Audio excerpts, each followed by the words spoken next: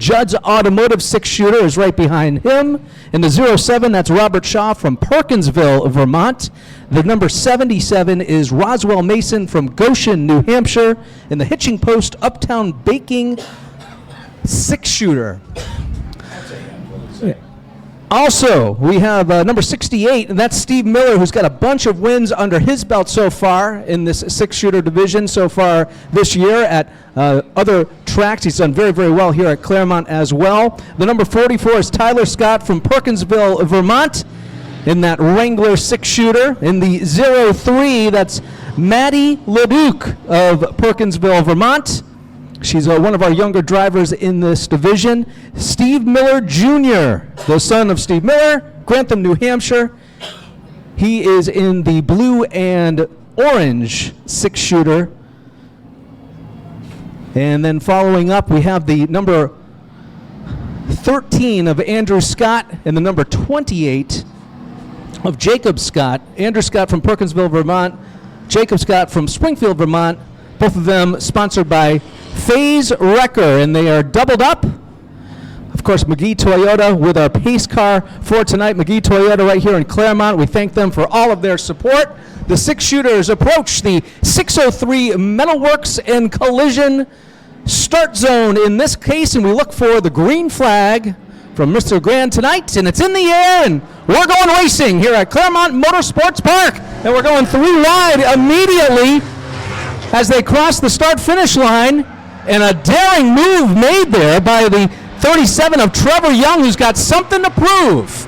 Talked to the co-owner earlier this afternoon, and he wants to see his driver get on the podium tonight, and it could happen when they make moves like that to start a race. Trevor Young leading lap number 1, and it's Robert Shaw right behind him. Steve Miller Sr. getting close to Shaw as they come around turns 3 and 4. And the 37 of Trevor Young still out in front. So they're all bunched up. A little bit of contact back in the field between the 44 and the 40. And it looks like Trevor Young is going to lose his lead to the 07 this time by. Robert Shaw takes that lap. We go 8 laps for these heat races here, and we're halfway through this time by. Pretty close racing for the first 4 laps as they head down into turns 1 and 2. 77 slow on the back stretch, and that's going to bring out our caution flag. So a caution flag 4 laps in.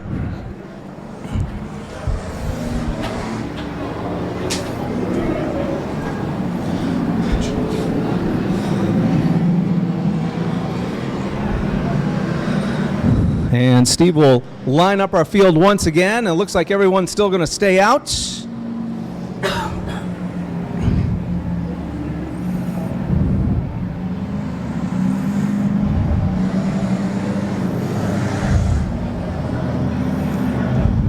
Again, we thank Avery Insurance for sponsoring this division here at Claremont Motorsports Park. This division is getting more and more popular at all of the NHSDRA tracks in our area. That includes Monadnock and Lee and Hudson as well. I spoke to many of the drivers who are trying to hit as many tracks as possible this year. Lots of them are trying to knock off 3. So they approach the 603 Metalworks and Collision restart zone and look for the green flag. We've got it in the air. Oh, look out for Steve Miller Sr. on the outside there in the 60. He knows how to control that six-shooter very, very well. He's getting cut off there on the back stretch by the 07, Robert Shaw. Robert Shaw trying to stay out in front. Steve Miller, he's going to try to go to the inside.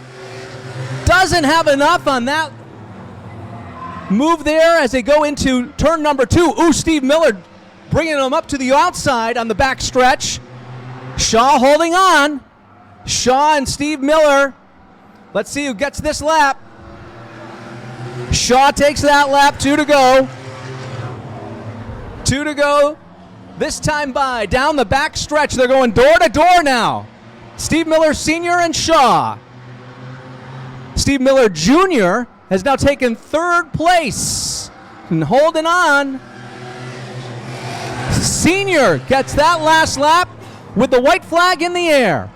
White flag in the air, Steve Miller Sr. The Space Cowboy. Oh, Shaw trying to go the inside. Can't quite make it. Senior goes wide. And Shaw's going to take the race. Shaw takes the race from Steve Miller Sr. And I believe it was Trevor Young who grabbed the third place spot. And that's going to make a very interesting feature. A lot of those six-shooters super fast, Randy. These guys coming back for 20 laps is their feature event timing tonight. And I think you've just seen what the story is to come. But the story of tonight is about the memory of Cody LaFont. There are 21 pure stocks, 3 heats, Kevin, to start us off tonight in our pure stock division. They will be doing 2 segments. They have 2 24-lap feature events, and we're going to go and introduce these cats and guys and gals trackside for the feature event later on, their first feature event. Yeah, that first feature. McGee Toyota of Claremont Camry, what a beautiful color red, comes out heat number 1. Starting on the pole is the 33X for David Aiken. To his outside is going to be the 20. She's a young gun looking for a lot to go to victory lane. That is Andrea St. Amour. Last year's champion is next to start on the grid. That's what we have. Anyways, we're going to move on to what's on the track. Starting next on the grid is the 38 of Jim Rhodes. Jim Rhodes, they call him the Ogre. Next on the grid is the 76 for Zachary Cooper. The young Claremont native making a name for himself in the pure stock division. Soon enough, we'll see him in a NASCAR modified, I'm sure. That is Colton Martin. And back in the saddle in a pure stock tonight, doing double duty in the 95. That is the Massachusetts Missile of J.D. Stockwell.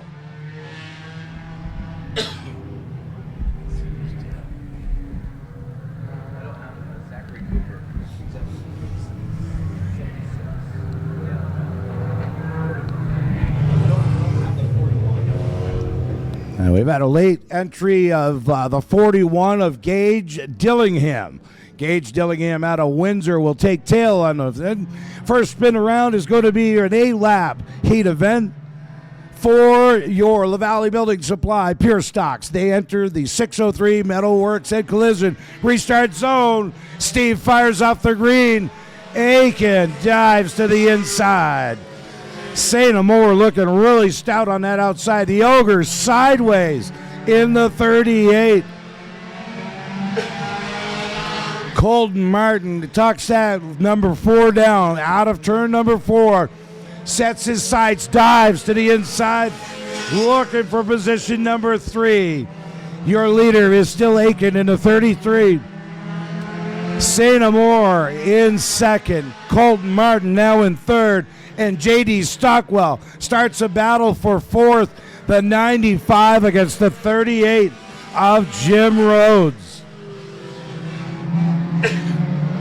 Aiken setting the pace, setting it strong. St. Amour not looking to let him roll away from her. Now Stockwell sets his sights on 3rd spot, has the 95 to the back bumper of turn number 4. Excuse me, of the 4, coming out of turn number 2. Makes a tap, says, hey, I'm here. David Aiken drives the 33 through turns 1 and 2. Smooth sailing. Now Stockwell takes the 3rd spot by a nose on the backstretch as they dive into turns 3 and 4. Martin looking to cross him over. Not going to quite get it done that time, but he stays right in tow. David Aiken, set your pace. Martin, does he have anything more with 2 laps to go this time by? in a car he's never drove before until tonight. J.D. Stockwell hasn't forgot how to get it done in a pure stock. White flag gonna fly. Laundry being aired out, this time by David Aikens. Got one more lap. St. Amour in second. J.D. Stockwell, Colton Martin, Jim Rhodes. Our late entry of Dillingham taking tail. Checkered's going to get down for David Aiken. Andrea St. Amour will be second. J.D. Stockwell in the 95 in third. Colton Martin in fourth. Jim the Ogre Rhodes in the 38 is your fifth place spot. J.D. Stockwell, I mean, that is not a pure stock that he is used to driving at all. Made that move and was able to pass Colton Martin. That was a little surprising. So we'll see what JD ends up doing in the future a little bit later. He didn't seem too afraid to really power down that pure stock, Randy. You know, and that's C.J. Johnson's car. So I don't think there's worried about scratches, scuffs, any marks, any tire-related issues or any of that. Heat number 2, the Valley Building Supply Pure Stocks. On the pole is the 14. He's Clermont's native. That's Nolan McClay. A hard runner, been running all over the place. We love seeing this cat do it. He's from Fairleigh, Vermont. Out of the Fairleigh stable comes the 24 of Colton Hall. Next on the grid is the 07. Well, looks like she's choosing to do tail. That's Chloe Zulu. Good looking hot rod there in the 07. Next on the grid is the 5. That is Aiden White. Coming off a third place finish at the Lee USA Speedway this past week. That's the 1NH of Carlos Grenier. Next on the grid is 74 of Keegan Tabor and the 78 of Chris Conroy. Coming to the restart zone, the 603 Metalworks and Collision. Steve Grand says green's going to go, and they're off. Carlos Grenier all over the back bumper of the 24 of Colton Hall. Hall stays right with Nolan McClay, your current leader. Hall is hungry for a victory. But now in the 5, look at the challenge. Back further in the field as Aiden White comes up through. Grenier, something awry with a 1NH. White takes over the third spot in the 5. Nolan McClay looking to air the 14 to victory in the heat race. Colton Hall hungry for his first victory. Aiden White, Carlos Grenier, Chris Conroy having troubles with the 78. Almost like he can't get it into gear.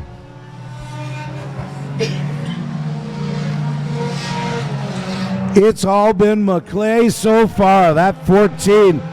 He's found his way to victory lane this season so far.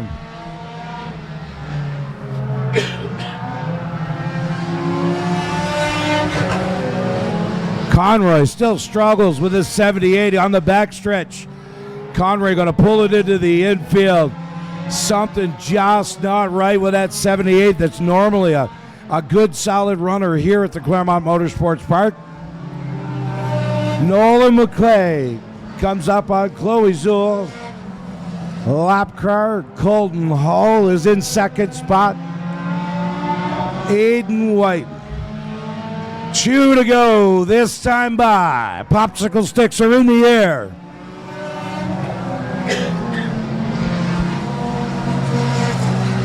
McClay still stretches out his lead. He's got a couple of car lengths now over Hall in the 24. White flag will fly one more time. Nolan McClay.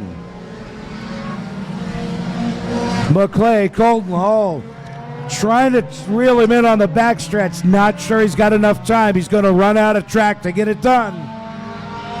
Here comes the checkers for Nolan McClay. Colton Hall, Aiden White, Carlos Grenier, the 74 of Keegan Tabor, and Chloe Zulu will round out heat number 2. Nolan McClay looking strong like he normally does. That is not something out of the ordinary. Really strong driver in this class. Colton Hall, though, holding on. He's another driver to look for in the future. Remember, we're having 2 features tonight. It's the Cody LaFont Memorial tonight here at Claremont. And there's a couple of different drivers, Randy, that we really have to keep our eyes on as we head towards future time. But we've got one more heat race to get in. One more heat. Heat race number 3 is ready to go. Green starting on the pole in the 11. That is Tim Taft. To his outside, that is Jake Snide in the 87. Row number 2 on the inside shows Chris Bingham. To his outside in the 8, that is Sean Lantis. And always a popular runner. Well, we're losing one. Hayden Grenier having issues with the 1G. All right, starting tail on the field. Hopefully Grenier will be able to get out feature time. And in the purple, E-Keys for Cars, Key Chevrolet Hot Rod, that is Mark Reed in the 12.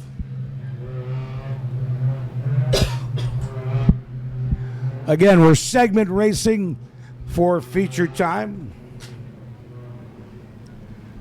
Tonight, we're going to give a courtesy lap or 2 to see if Grenier can figure out what's wrong with the 1G. Not looking good from our vantage point, Kevin. They got the hood open on the car. Something definitely went awry. Yeah, they're working feverishly over there to try and get him out for this heat race.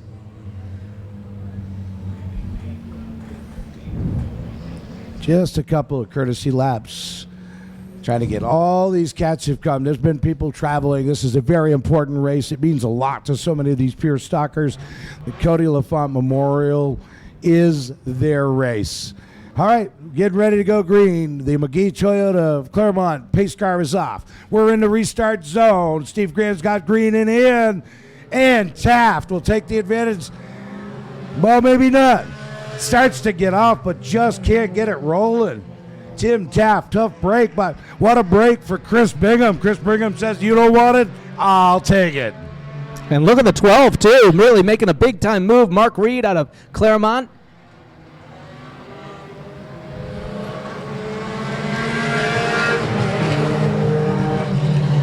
Reed on the outside right now of the 43 of Chris Bingham, trying to gather up some speed on the back stretch, and it looks like he's got some speed. Oh, look at that Honda go into the turn 3 and 4. Ooh, a little close there. As the purple key car, I guess we could call it, takes the lead.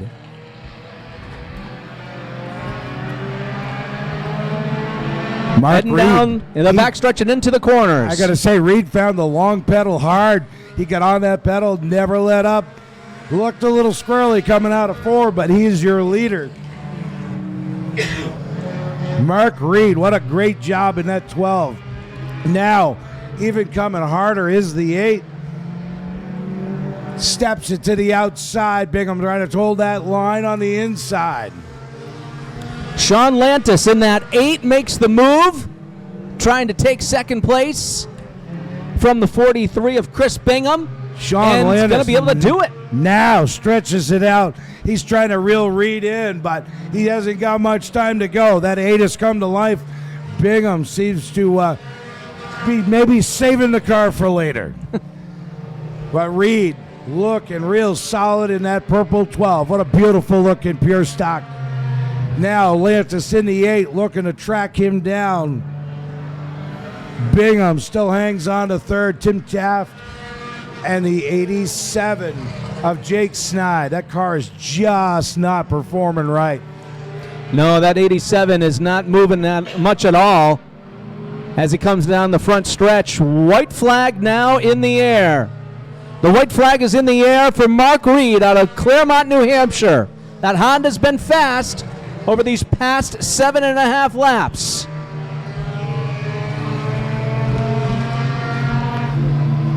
Here he comes out of turn number 4, and he'll take the checkers. The number 12, Mark Reed, picks up the heat win. Sean Lantis second, the 43, driving that Nissan. That's Chris Bingham, comes in 3rd. Tim Taft comes in 4th. tonight here in our third heat race for the LaValle Building Supply Pure Stocks. Tonight's dedication is to the memory of Cody LaFont, a pure stocker, a race fan, a racer at heart, and is surely shining down on all these cats tonight in competition, saying, "Would ya?" I had a little secret prompting somewhere along the way. I unfortunately never had the opportunity to meet Cody, but if he's a race fan, I'm in. All right, the Brody Ledoux State Farm Outlaws. Their heat race tonight here at Claremont Motorsports Park. Starting on the inside, we have two heats. We have Steve Bly in the 10 tonight. To his outside, a new driver for me to get introduced to here tonight at Claremont, Dustin Leokakos. And Dustin, I'm going to refer to him as Dustin L from now on. Row number 2, the 4VT, that's Chris Riendo. Ben Poland in the 00. In the 60, here at Claremont, that's the black Outlaw that you see out there. The black 60 is Thomas Smithers, and to his outside will be the 3X of Max Bergstrom, and then Guy Karen in the number 8. This is an Outlaw that he built over the wintertime, and we've seen him a couple of times here at Claremont. It's a fast car. So an interesting point of clarification. That is none other, the 15 mass that's going to start tail. That is John Meany. John Meany made the trip tonight. Wow, that's huge. That's great to see Mr. Meany. Of course, that family with a big racing history at Monadnock. And, of course, this is a division that doesn't race at Monadnock this year, so he is getting his racing fix here at Claremont Motorsports Park tonight, and we are so excited to see him. I think that's great. That is really something. Oh. I did not see him coming to the pits earlier, and it looks like he's driving off the racetrack now. Maybe that will be it for tonight. I hope we didn't jinx him or anything like that. Looks like they're going to give him a couple of more laps to see if he can get back out. Max Bergstrom is in the 3X. That's coming down the back stretch right now.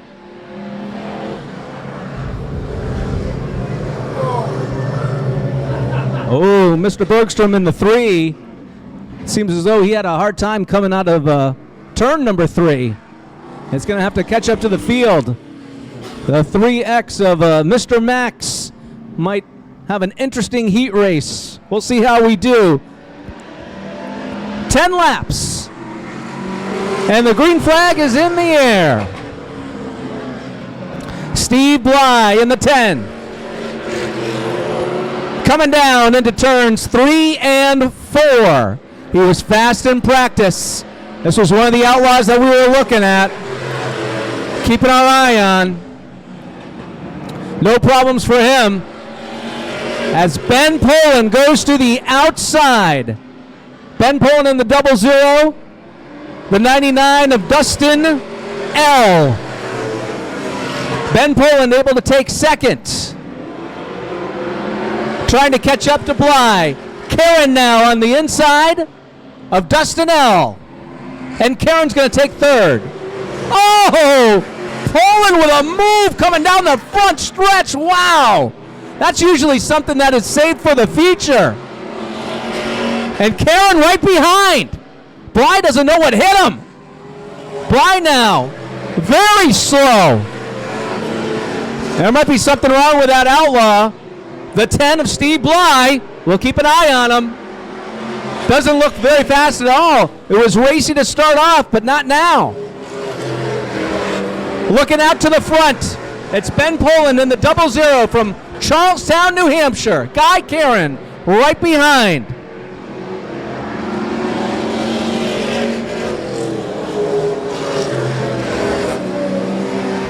This is a 10-lap heat race here at Claremont to set us up for a feature race a little bit later on. It's going to be 30 laps. Ben Poland is on a mission. Wow. He has got his goal in mind. We'll be halfway through this time by. Steve Grand in our flag stand tonight, conducting this race.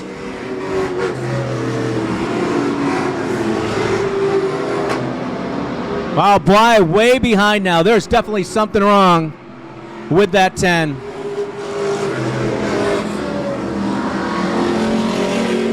Poland still out in front. Poland is out in front. Guy Caron's trying to make up some speed. And we've got checkers now. Checkers are in the air. And Ben Poland takes the heat race. Guy Caron comes in second. It's Dustin L. coming in third tonight. And then the number 4 of Chris Riendo. Well, we'll have to see what happened there with Steve Bly. They've got some work to do on that number 10. Started out so racy and then just ended up dying when Poland made that move right here on the front stretch, Randy.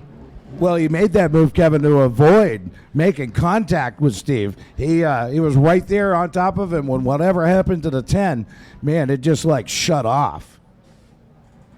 Well, coming up next, it's our late model heat race. We might have 3 heat races for the late models here tonight. We've got a big full paddock. Oh, I'm sorry. This is a heat race number 2 from the Outlaws. I'm getting ahead of myself. It's okay to be ahead. Next thing you know, I'll be saying the fireworks are up next. All right, heat number 2 for the Brody Ledoux State Farm Outlaws. Row number 1, Tyler Lescord. In the number 15, Tyler Lescord. We're so happy to see Tyler from Claremont out racing again here. In the number 83.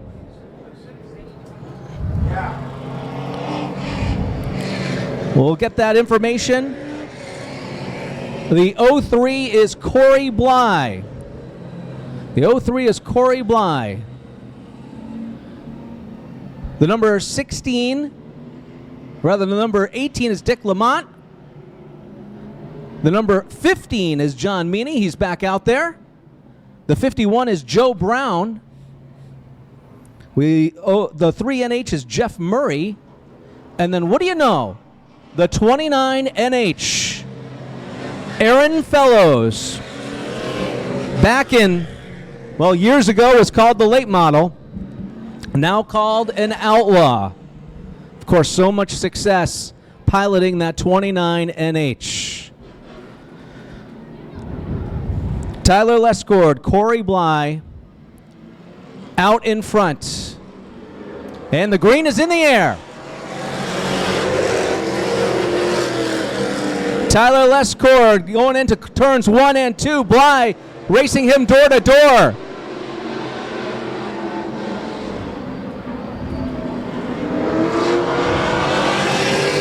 Dick Lamont trying to stay out in front there. It's getting pushed to the outside by the 51 of Joe Brown. It's going to settle into 4th place. Lescord still out in front. Lescord out in front. Corey Bly settling into 2nd place. He's going to see if he can make his move on the back stretch here. Look out for Joe Brown in 3rd place. Lescord a little loose coming down the front stretch. Lescord still out in front. Corey Bly goes to the outside coming down the back stretch, and the number 51 of Joe Brown is going to take complete advantage. Oh! Pushes him towards the wall coming down the front stretch. Joe Brown in the 51. Now in 2nd place. Bly's in 3rd. And Jeff Murray is in 4th. Meany in 5th. Lescord out in front. Tyler Lescord, hometown favorite here, leading every lap so far in this 10-lap heat race. Joe Brown trying to get up the speed to take over the top spot. And over the past lap, he has not been able to.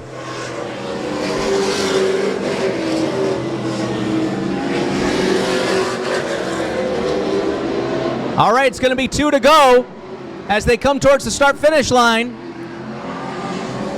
Lescourt is hanging on. Brown right behind. Brown trying to make a move to the inside? No. Lescourt's going to hold on. Lescourt will hold on. Now Brown going to the outside, coming into 3 and 4.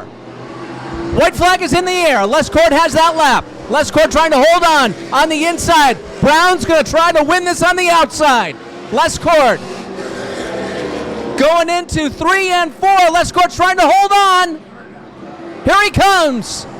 Tyler Lescourt wins the heat race in front of Joe Brown. Wow, what a race for Tyler Lescourt. That is just great to see.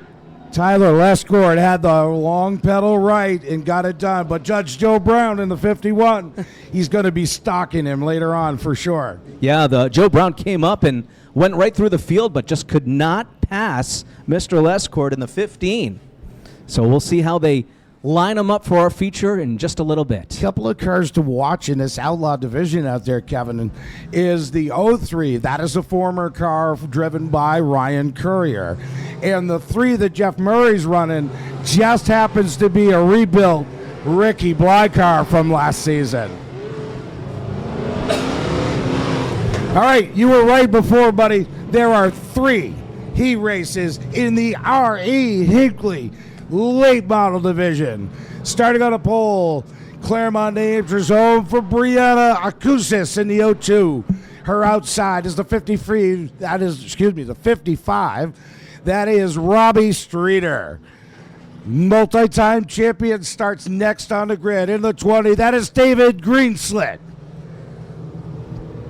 Next on the grid in the 85. That is Kaylee Eastman. The 37 is the next starter on the inside. That is Andrew Merritt. And the Rock Man. This is Trevor Rock in the 79, starting to the outside of Merritt. The 45, the Massachusetts Missile, doing double duty tonight. That is J.D. Stockwell. They call him affectionately the Cabana Boy. In the 57, that is Justin Beecher. In the Weasel, in the 4 Vermont, that is the Chassis Works car. That car is always solid. Great performer. That is Chris Riendo. 10 laps is the distance. Heat number 1. They're in the 603 Metalworks restart zone. Green is out. Streeter to the jump. Works the top line. Acusis stays low. Greenslet follows the 0-2. Right in the tracks. Oh, contact between Acusis and Streeter. Greenslet to the top slot. Caution out on the speedway. Heavy contact. You can see it from the wave of the bumper of the 0-2. Yeah, Acusis has that bumper hanging on there. A little bit of contact. Well, maybe not a little bit. A lot of contact between Acusis and Streeter going into turn number 3.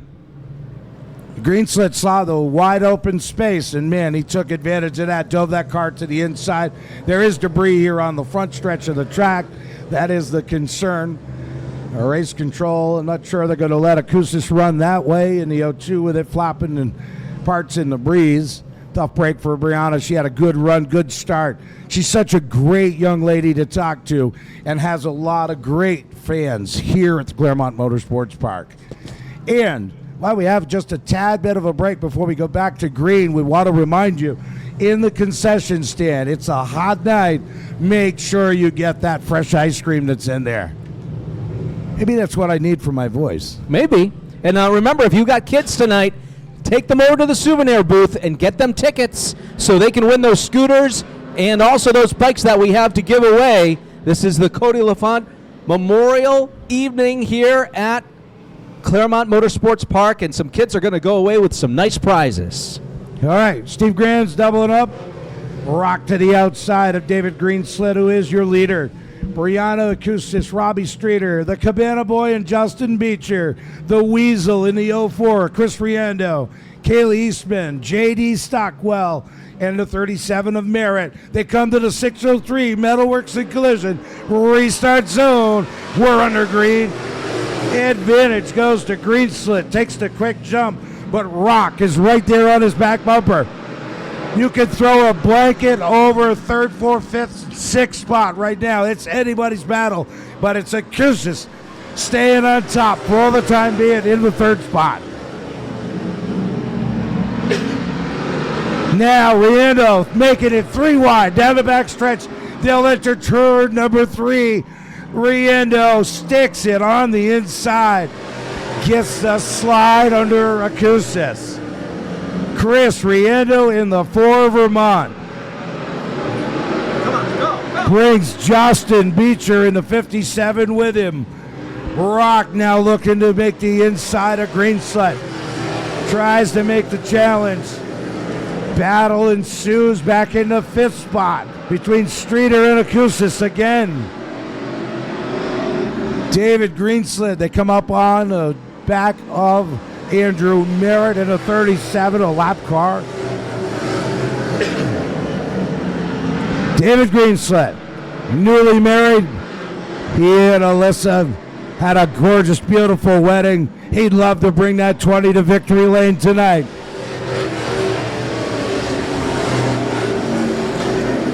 Now they are bumper to bumper. Greenslet opens up a little bit more of a cushion, but Rock's not letting him just walk away. And Riendo's right there as well in the 4 Vermont.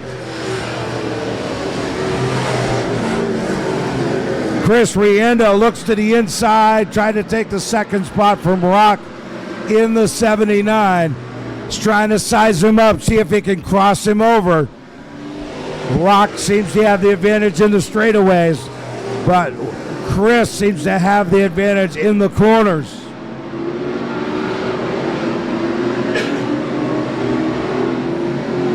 White flag is out. David Greenslet's got one more lap. Riendo now going to turn the wick up on the 4, trying to get by the 79 of Rock on the backstretch into turns 3 and 4. Exiting the turn, it is David Greenslet, your winner. Trevor Rock, Chris Riendo, Justin Beecher, Brianna Akustis, the 55 of Robbie Streeter, Kaylee Eastman, and J.D. Stockwell. You know, there are a couple of certainties in life, Randy. Death, taxes, and if you give Dave Greenslet the lead, you're not going to get it back. If you let him get out in front, he is so hard to pass. And all of these late model drivers need to know that as we approach feature time. All right, race number 2 coming on to the Speedway. Starting on the pole, that is Joe Tatro in the 73. Has a victory here already this season in the 81, the 2nd generation driver. That is Andrew Baruso. In the 33 Vermont, making the haul here tonight in the WeBuyHouses.com. 33, that is Matt Sunhalter. Great to see this car back in competition in the 16Z. That is Dylan Zulo. Next on the grid is the 48. That is Daniel Young. Starting to Young's outside. Well, we have scheduled the 19. But it looks like it's going to be the 7. That is native here to Claremont, Eric Smith. In the 42, welcome back, longtime competitor Scott Boisevert. Boisevert, good to see him. Looked like he was trying to fix the 42 during practice today. They look like they got the car able to run stout and see what's going on. We're getting ready to go. All right, the McGee Toyota brings them down the back stretch. Lights are off, and we're about to go racing here. Remember, Test 10 laps for the heat races. Joe Tatro on the outside, and a good jump. as he takes it down the back stretch. Right behind him, Saltire makes a good move, gets a lot of power, able to settle there into second place.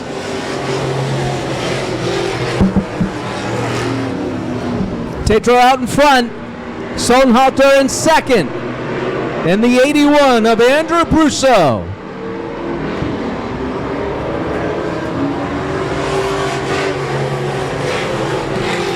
Tetro holding on to the lead. The 81 of Brusso trying to gather up some speed to pass Matt in that 33. Trying to hold on as he comes out of turn number 4. At 81, pretty good on the long stretch, but coming out of the turns, slowing down a bit too much to be able to pass the 33 of Matt Sohnhalter. Sohnhalter holding on to second place. Tetro out for a Friday night drive. No problems whatsoever for him.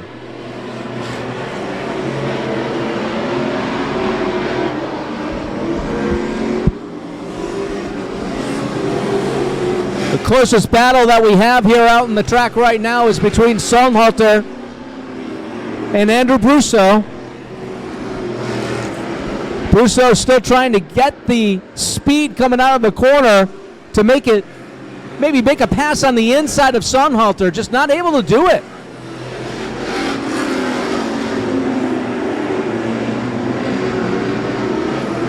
Drumsticks are in the air. 2 to go this time by.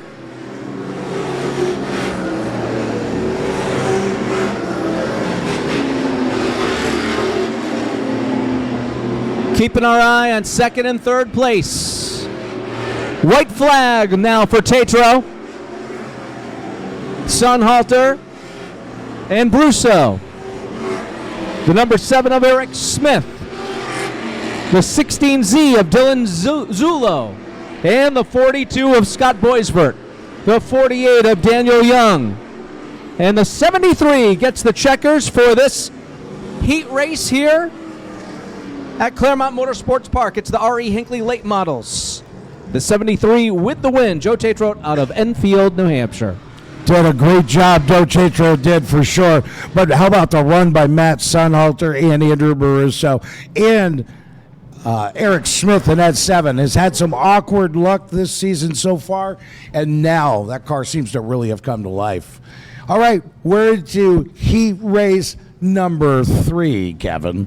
Heat race number 3 has the 73X. That is Dennis Greenwood on the pole. To his outside, this kid is just a delight to talk to in the paddock area. That is Chris Lindquist in the 35. Next on the starting grid in the 07 is Mike Williams. Mike does such a great job, runs that car all over the spot, and usually is spot on.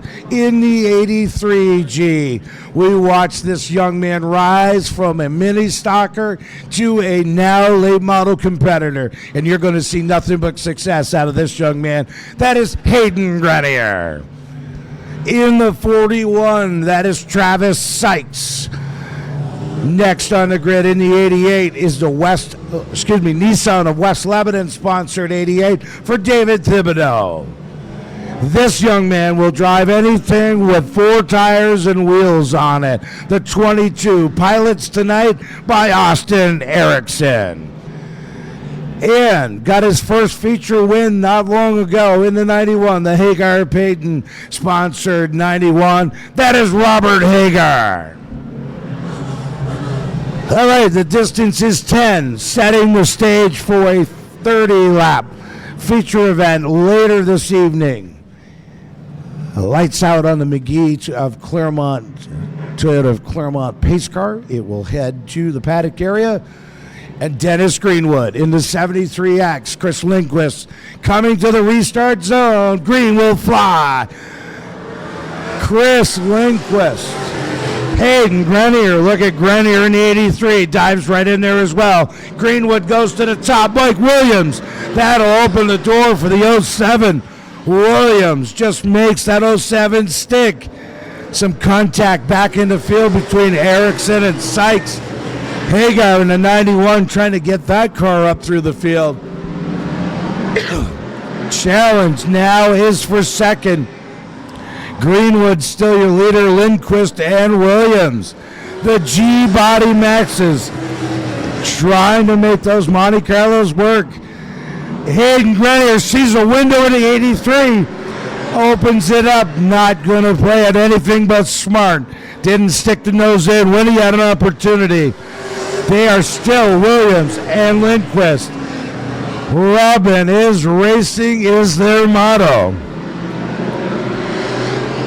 Dennis Greenwood doing such a stout job in the 73X.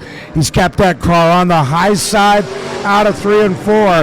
And then through the middle of 1 and 2, he's got the apex roll. Now he's going to be more challenged by Williams and Lindquist. And sitting there in that 4 spot is the 83G. But look at the turf that the 22 of Austin Erickson has covered.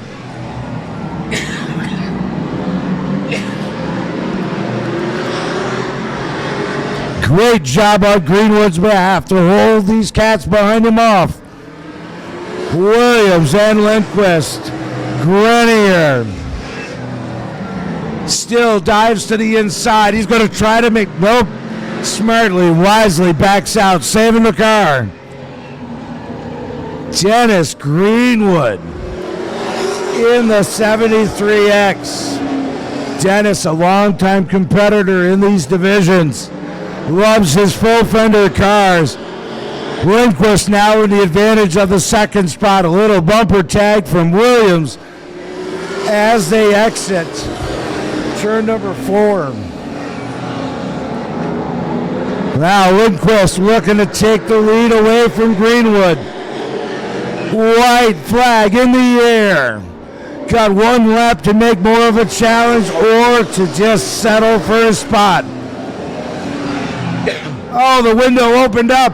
Greenwood, hot back on the pedal though, holds the lead. And as they come, they have contact in turn number 4. Lindquist takes the checkers. Just enough contact to upset Greenwood. Mike Williams, Hayden Grenier, Robert Hagar.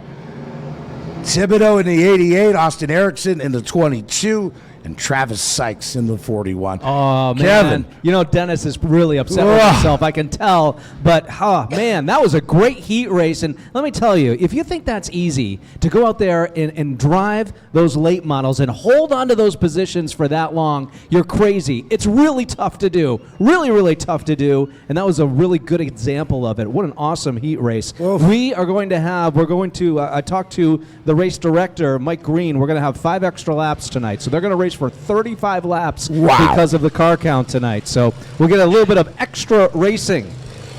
They've earned it for sure. All right, so one of our guest divisions here tonight at Claremont Motorsports Park, it's the New England Pro Mini Cup Tour. You know, we were talking about these cars. Oh my gosh, they look so minuscule down there. We're talking about these cars in this visiting division tonight. Super small. I forget what scale they actually are. I don't even want to guess, but they're a ton of fun to see. Some of these guys are really, really racy. If you were here for practice, I noticed the orange mini racer car really making some daring moves, so we're going to keep an eye on that. So the 71 coming down right now through the front stretch, that is Shayla Kirk in the 71. The 54 is Shane Sargent, and Shane will be on the outside of Shayla. In the 17, it's Skeeter Bierce in the 17. The 07 is John Ulber. The 09 is Mike Tinker. The number 1 is Joe McGrath. And the 77 is Arbor Kufe. And the green flag is in the air. Sounds like someone's out there mowing the lawn, I know. But these guys, they love racing. They can barely fit into some of these race cars, I know, I don't think I can fit into some of these race cars, that's for sure. 17 on the outside, that's Skeeter Bierce. Look at him go! So, Kevin, you talk about these things sounding like your mower. That gentleman in the 17 just happened, if you know anything about super modified racing and modified. Oh, we have a spinner here in the 77. 77 spins, that's Arbor Couffet. And that's going to bring out the caution flag. His entry point flipped up right there. We want to make sure that that's nice and tight, obviously. So to go back to the story we were telling before the caution came out, Skeeter Bierce just happens to be a guy, a young man, he's not real young, that taught John McKennedy how to drive a super modified. Wow, John McKennedy, last year's tour champion. Wow. Fantastic driver. Yeah. He was working for John's dad at the time. He says, hey, you know what? Teach this kid how to drive that thing. All right, Skeeter out in front in that 17 as we're going to line them up again this time. They just started to get a little fast when that, or faster, I should say, when that caution came out. And Steve Grand wants to double them up, make sure they double them up before they head down to the back stretch. And unsure if that's going to happen. We might need another lap.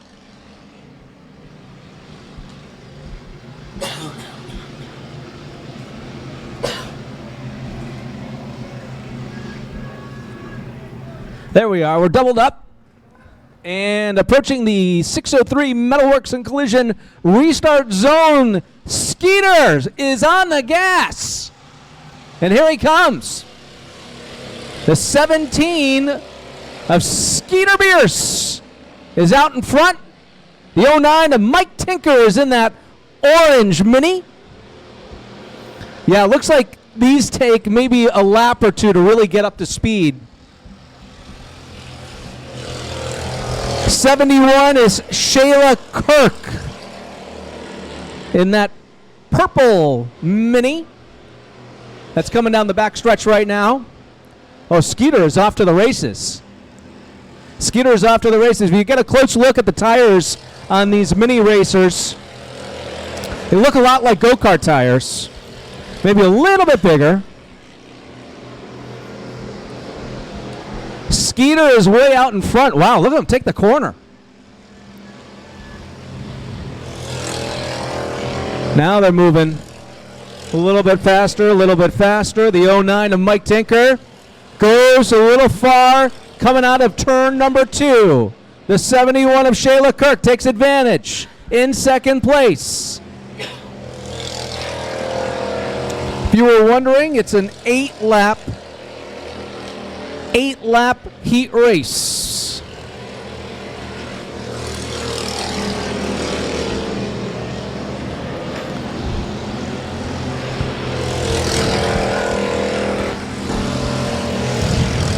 White flag is in the air.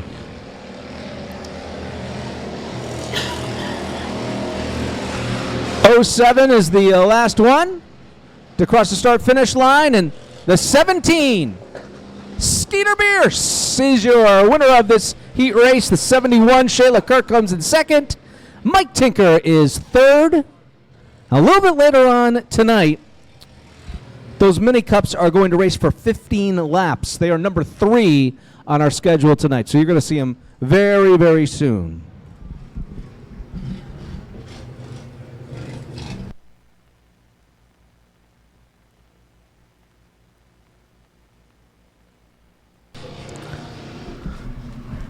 So I believe we're going to head right into our features now. And the Avery Insurance 6-shooters are first up here at Claremont. I want to mention a couple of sponsors. Remember, this night we remember Cody LaFont, and there's a bunch of wonderful businesses in the area that have stepped up and sponsored Cody's 2 races here tonight. That's Gomer's Trucking of Rochester, Massachusetts, Mountainside Graphics of Ascutney, Vermont, Rich's Lawn Care of Claremont, Kidder's Automotive, Gill's Point S Tire and Auto of White River Junction, the Depot Shop of Windsor, And also we thank Mother Hen's Mobile Music and Tribute Artistry. And they have made sure that we have some nice prizes to give away to the kids later tonight. If you have a youngster and you want a chance to win a bike or one of the scooters, head on up to our souvenir stand and make sure that they have a ticket, and they'll be in the running to win just a little bit later on tonight. So it's the Avery Insurance six-shooters. First up for features here at Claremont Motorsports Park. And we have 10 six-shooters with us tonight, starting on the inside. Space Cowboy Steve Miller is supposed to be starting on the inside. Robert Shaw in the 07S is supposed to be on the outside. So we are going to take a look to the pits and make sure Steve Miller Sr. comes out. If he doesn't, that would be... They're both at the back. Both Millers at the rear. Oh, they're at the back. In the back of the field. I'll just keep going through the field, and we'll get reintroduced to the Millers in just a bit. So the 07 is Robert Shaw to Perkinsville, Vermont. Trevor Young, who had a great heat race in that white six-shooter. Trevor Young from Hartsford, Vermont, in the Judd's Automotive six-shooter. Behind him is the 28 of Jacob Scott of Springfield, Vermont, in the Phase Wrecker six-shooter. The 13, piloted by Andrew Scott of Perkinsville, Vermont, the Phase Wrecker six-shooter. The number 44 is Tyler Scott from Perkinsville, Vermont. Phase Wrecker, their sponsor as well. The 77 is Roswell Mason out of Goshen, New Hampshire. The 03 is Madison Leduc from Perkinsville, Vermont. And then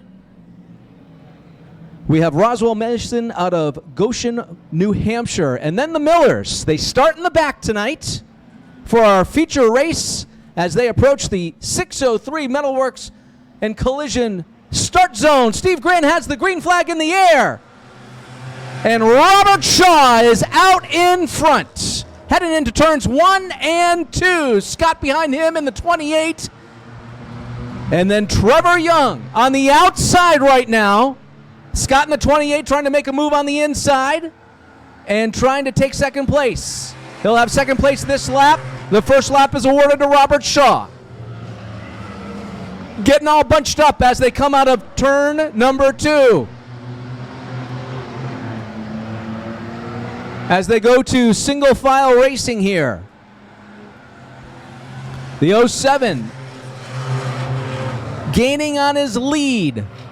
The 07 of Robert Shaw. Right behind him, Jacob Scott, and then Andrew Scott. And then you have Trevor Young. Trevor Young looking for his first podium of this season in the six-shooter division. This is the Avery Insurance six-shooters here at Claremont Motorsports Park. And so far, Robert Shaw out in front with no problems.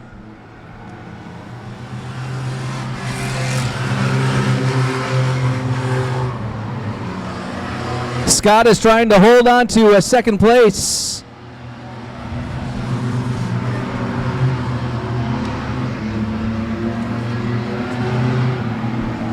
Coming down the front stretch. Boy, Robert Shaw. He is fast here tonight. And the Millers are way back, trying to battle each other right now. They're not going to be able to do that for much longer if they want to try and get out to the front tonight here at Claremont.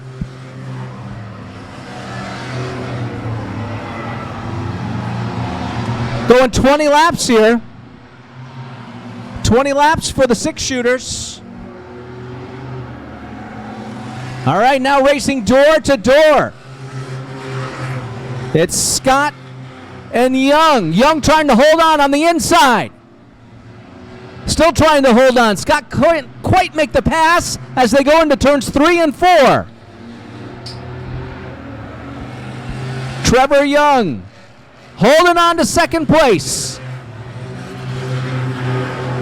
Oh, gets out in front of Scott there, but is he going to be able to hold on coming down the back stretch? He does, coming into 3 and 4. Our leader, Shaw, approaching some lap traffic now. Trevor Young is holding on. Wow, doing a good job, too. Doing a really good job. Shaw still out in front. Hugs the wall coming down the front stretch. That thing's a beast. That six-shooter is a beast, Randy. And it's on a rail tonight. Wow. Saw Shaw and the 68 of Steve Miller Sr. They battled and battled during their heat race, but boy, Shaw's got that lead stretched out in the front. Whatever he's done to the 7S for adjustments, that thing is a rocket ship. Trying to hold on for 20 laps here. And Miller's not a usual place for Steve Miller Jr. or Sr. in the back of the field here. Having a tough time working around the 44 right now. Steve Miller Jr., the gangster of love. He's going to dive it in. Oh, blocked by a lap car of the 40.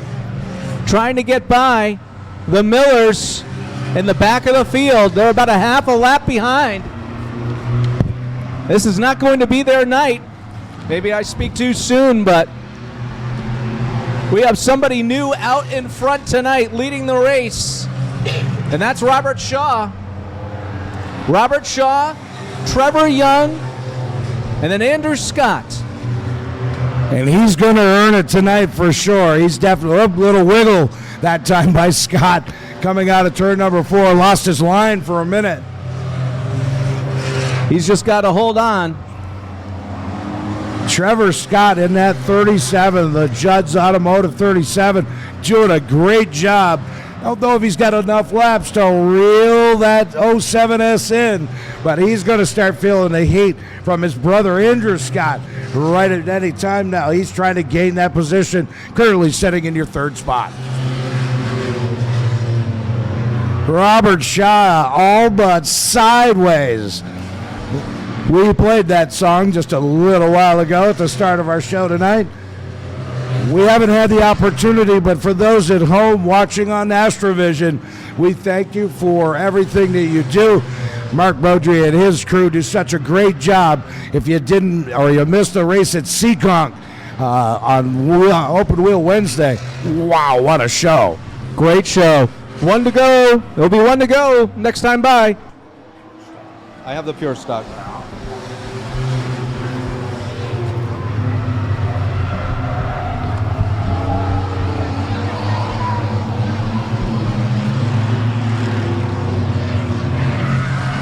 White flag is in the air.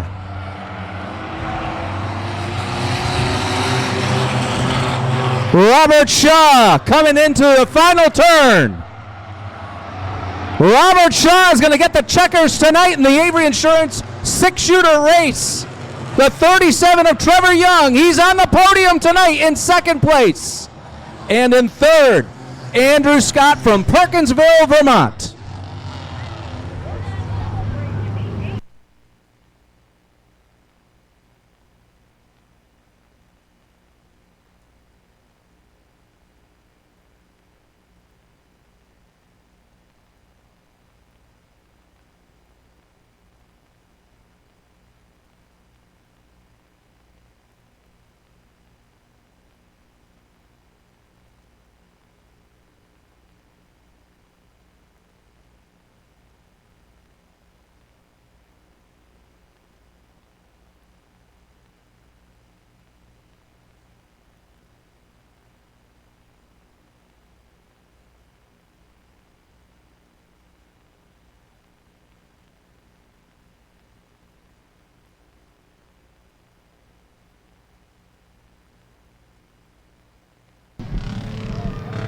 Here he comes, ladies and gentlemen, tonight's first feature winner.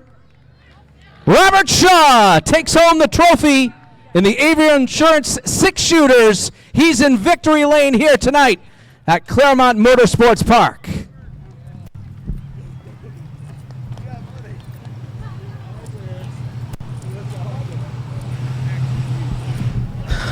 We'll let him get unbuckled here.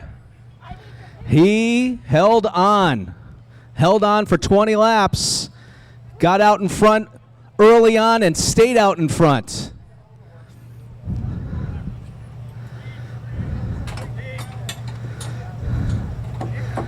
He's getting his glasses on, getting his hat on, getting his photo taken by Miss M.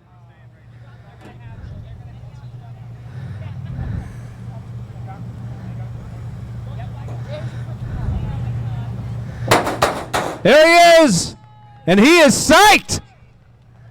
Come on over, Robert. Yes, I am. Buddy, your six-shooter was on a rail tonight. Congratulations. Thank you.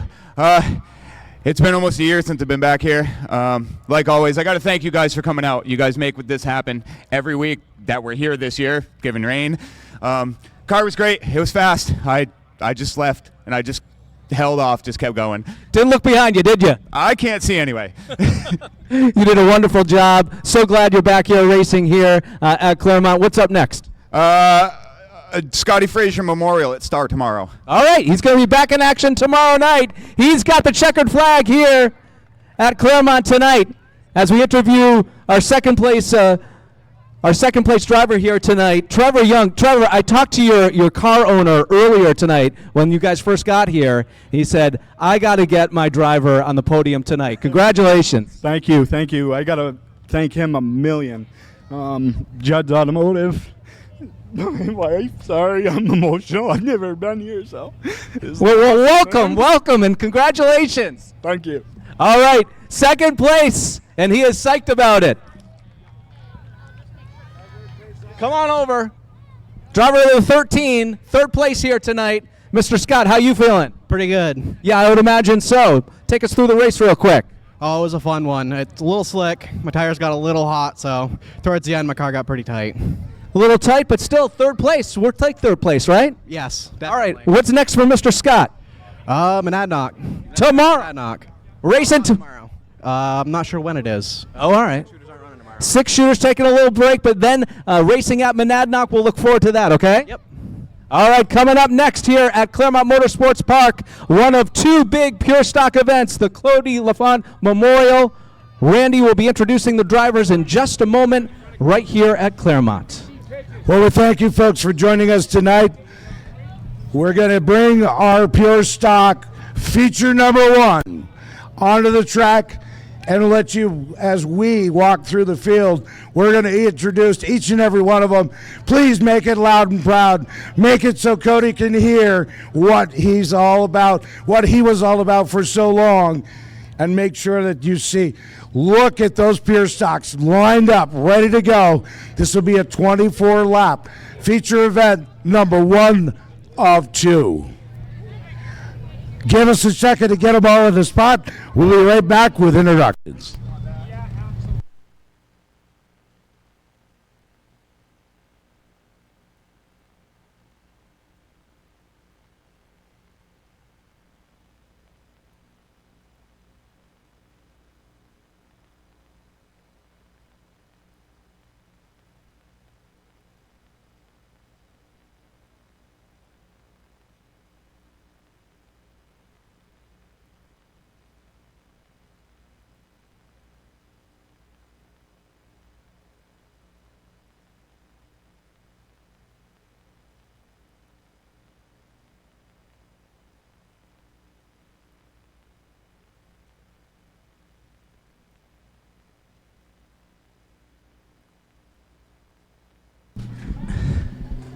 Okay, as the six shooters end up leaving the track, nice first race here, nice first feature here at Claremont. Again, we want to thank our sponsors for the pure stocks here tonight at Claremont and this special evening that we have as we honor Cody LaFont. We thank Gomer's Trucking of Rochester, Massachusetts, Mountainside Graphics of Ascutney, Vermont, Rich's Lawn Care of Claremont, Kidder's Automotive, Gills Poyness Tire and Auto of White River Junction, the Depot Shop of Windsor. And I was running up the steps, I looked over to our souvenir booth, And I saw some of those scooters and the bikes that were given away tonight. Those are courtesy of Mother Hen's Mobile Music and Tribute Artistry.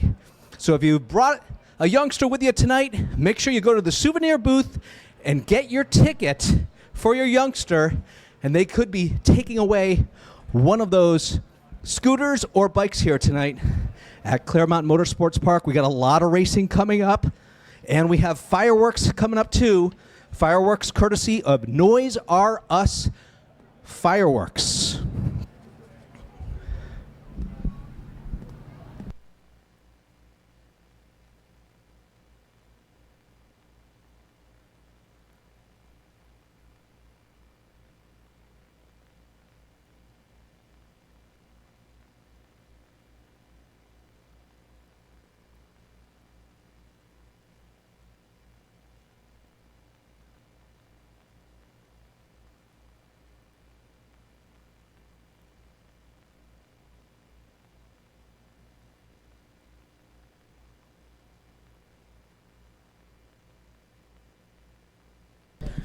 So I was told by Cody's father that he was really into the mini scene when he was growing up, loved the minis, and he was a part of this mini club. And we have, as you can see, many minis from this mini club joining us here tonight at Claremont Motorsports Park. Really cool to see them come out tonight as we honor Cody here at Claremont.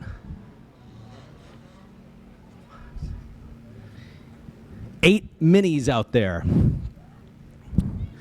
who aren't cleared for racing, but are still pretty cool to see on our front stretch. Now the pure stocks are coming out of the paddock.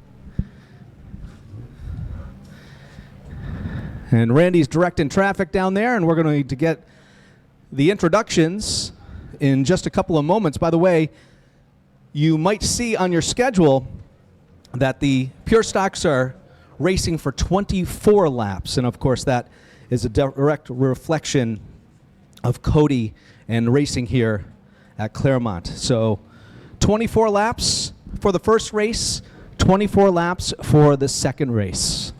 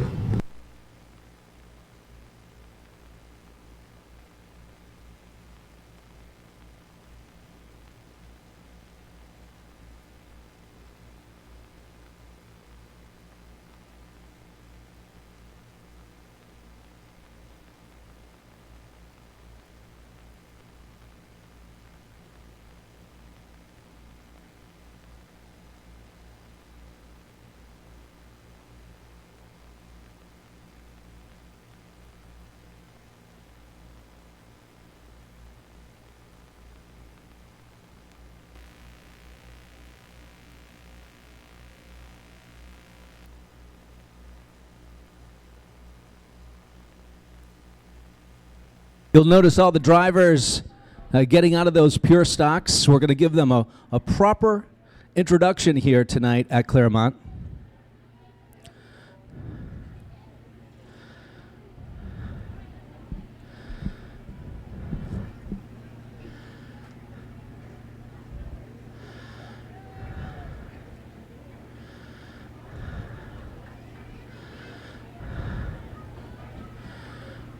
Randy's directing traffic down there, and we'll get to our introductions in just a moment.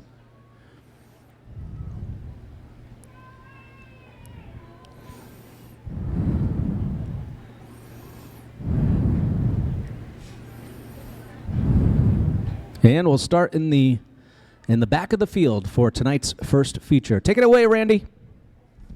All right, race fans, let's get on our feet. Everybody stand up. This is what we're here for. This is the passion that it is. This is short track auto racing at its finest. Give yourselves a round of applause for being in the stands. The folks on Nastrovision, give yourself a round of applause.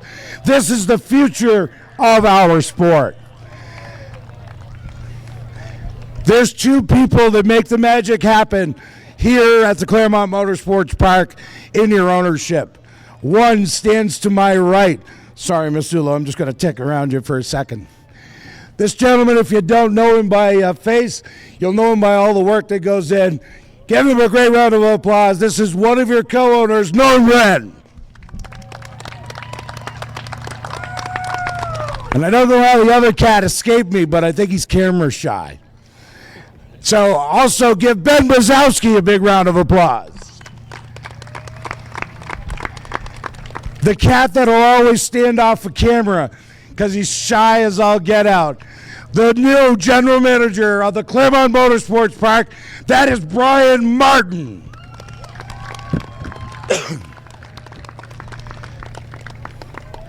Folks, we're here because of passion. This is why we do it. This is why we're here. This is what we come for. This is what we work all week on, mowing the grass, making sure the track's right, making sure everything happens so that you, the race fan, get the true benefit. Starting from the rear, starting scratch on the field. We'll get going, not to hold anything up. We got a lot of racing still to go. This is the 07 Claremont, New Hampshire. This is Chloe Zula. We'll go inside and outside. Is that a nickname of Dilly? Yep. So you were a late arrival, young man. Yep. So, where do you hail from? Windsor. Windsor. That's like across the bridge thing. Yeah. All right. Dilly, you ready to go? Want to win this thing? Yeah. All right. Dilly Giggingham is your next starter. This guy had a little bit of difficulty. Chris, I don't know what happened in heat races. Oh, dude, you can't break that stuff. It doesn't work. In the 78, this is Chris Conroy.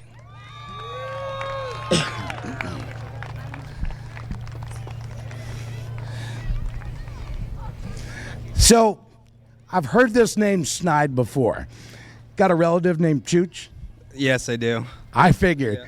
Give it up, guys. This gentleman is Jake Snide in the 87. In the 76, next starter on the grid. Put your hands together for Zach Cooper. You know, we like to play with this guy. We call him all kinds of nicknames. Something to do with the ogre? All right. Jim Rhodes drives a 38. Valet parking. There you go. Mr. Wren's got you covered. So this guy and I have a deal when he gets to victory lane. I can't share the secret right now. 74. This is Keegan Tabor. This cat, he and I get to visit in victory lane. He's going to get there yet. He keeps charging. Carlos Grenier. In the 11. He looks like he wants to be a solid runner tonight. Would you take a checkered flag tonight in this race? I would try. Going to try real hard. Tim Taft. I lost you over here, Chris, somewhere.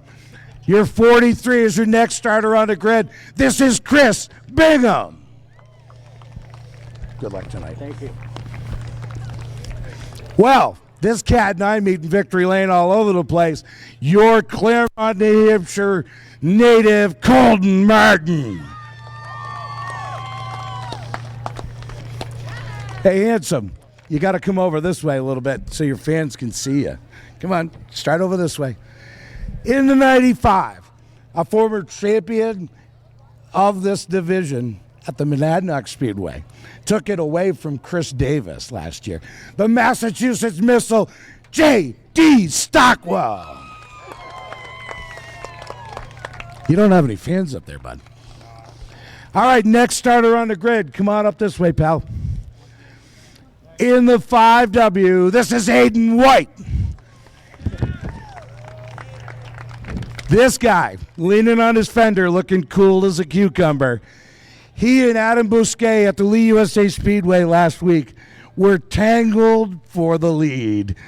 And unfortunately, it was not a great one. Is it makeup time? Definitely. Makeup time it is. Colton Hall driving the 24. Okay, now you have to explain the nickname. The nickname says T-Bone on my door. It was for my father. He passed away in 2019, and he always gave it to me. So it's pretty much this car is dedicated to him. It's a family here in racing. This is Sean Landis. Well, we saw this young cat. Well, there he is. I'm sorry. I'll get to you, buddy. Well, the young cat. Mark, what do you think? Got a chance to win this thing, take home the checkers? I don't know. We'll see what goes on. You look fast in your heat race, buddy. You got some couple of dragons here, but you got some guys up here, too. There's some stiff competition tonight, so hopefully we can hang on. We wish you the best of luck. Thank you. This young lady, I got a chance to meet her at the Monadnock Speedway, hanging out with some cat down that way. Then I find out what she's doing. Andrea St. Amour is your next starter. You think you got him whooped tonight? I think so. I got it. All right. The Aiken family of racing. Boy, I'll tell you, you cats are always fast no matter where you go. Give it up for your pole setter, David Aiken. You get McClay right out of the box? I don't know. He's got some pretty good team under the hood, so we'll see what happens here. All you can do is give it your best. Yep. All right, and starting on the outside, no stranger to Victory Lane, no stranger to Claremont Motorsports Park. Nolan McClay, is this yours tonight? I don't know. We'll see. We're looking to put on a show, see what happens at the end. We can try to save it for the next race. Go from there. That's all you can do, buddy. We wish you best. We're going to put these cats all in your seat, and then when you are going to help me get them off in memory of Cody LaFont.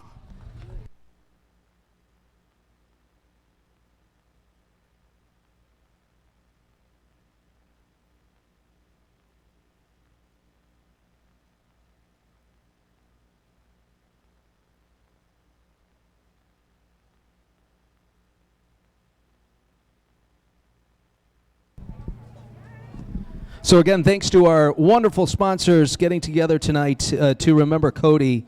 We thank the Depot Shop of Windsor, also Gills Point S Tire and Auto of White River Junction, Kidder's Automotive, Rich's Lawn Care of Claremont, Mountainside Graphics of Ascutney, Vermont, Gomer's Trucking of Rochester, Massachusetts, and remember also the sponsors of the bike giveaway and the scooter giveaway.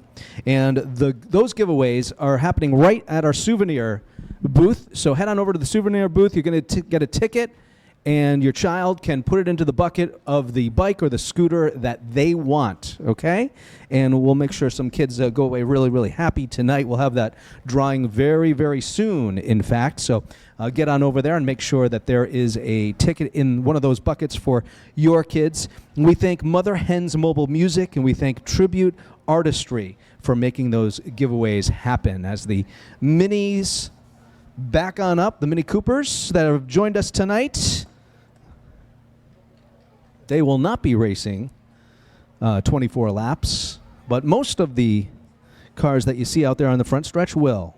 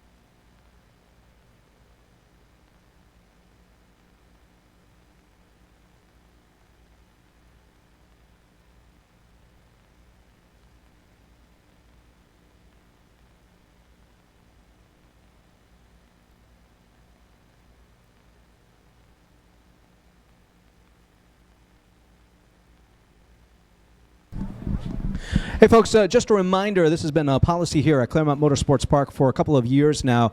We ask that you not smoke in the grandstands. There's no smoking in the grandstands. There is a smoking section, though, that is behind our concession stands and behind the tower here at Claremont. So there is no smoking in the grandstands here at Claremont Motorsports Park. Thank you. Ladies and gentlemen, give me a hand. We're going to do 3 laps with the minis. We all know that Cody belonged to a Mini Cooper club, and it's going to be awesome to see this group of folks here. So, are you ready to race? On the count of 5. 5, 4, 3, 2, 1.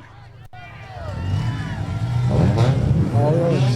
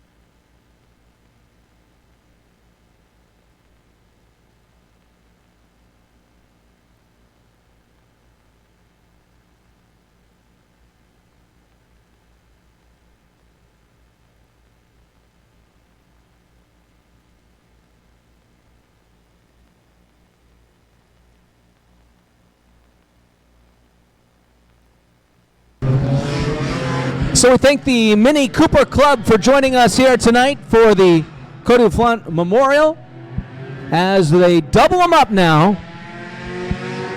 Steve Grant is on the flag stand tonight for us.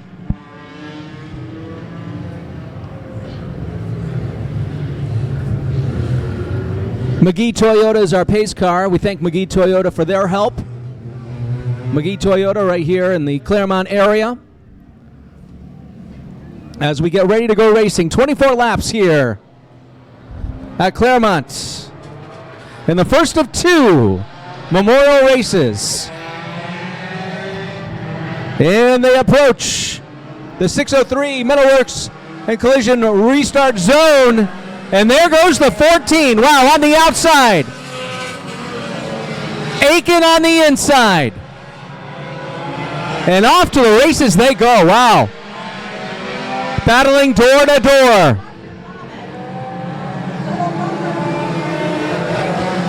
Super racy here on the first lap. Still door to door as Aiken gets a bit of a lead.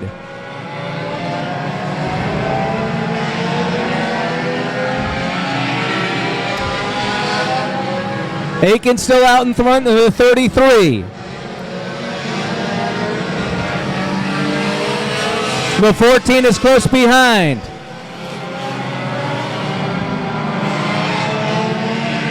David Aiken, Nolan McClay. The 24 of Colton Hall. Had a lot to say down on the track with Randy. He's got a lot to prove here tonight. Holding on to third place right now. Approaching lap traffic. David Aiken makes his way around. Nolan McClay is right behind him, watching his every move and ready to pounce on any sort of mistake.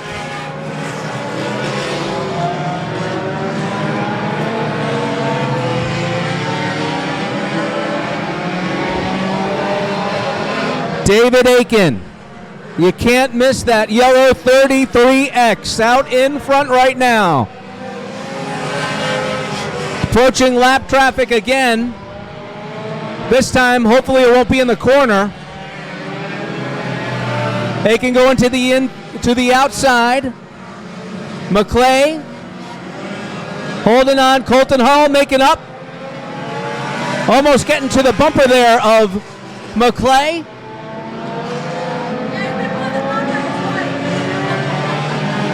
Some other drivers of note back in the field. J.D. Stockwell in 5th place right now.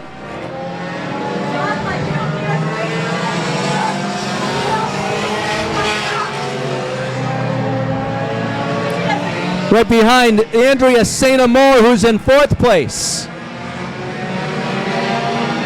Colton Martin is in 6th.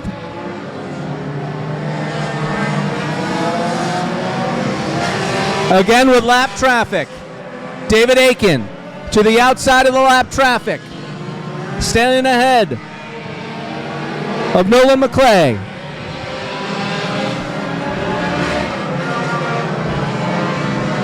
Nolan McClay looking for his first opportunity to pass. It could be coming up as we head into turns 1 and 2. No, not an opportunity right there.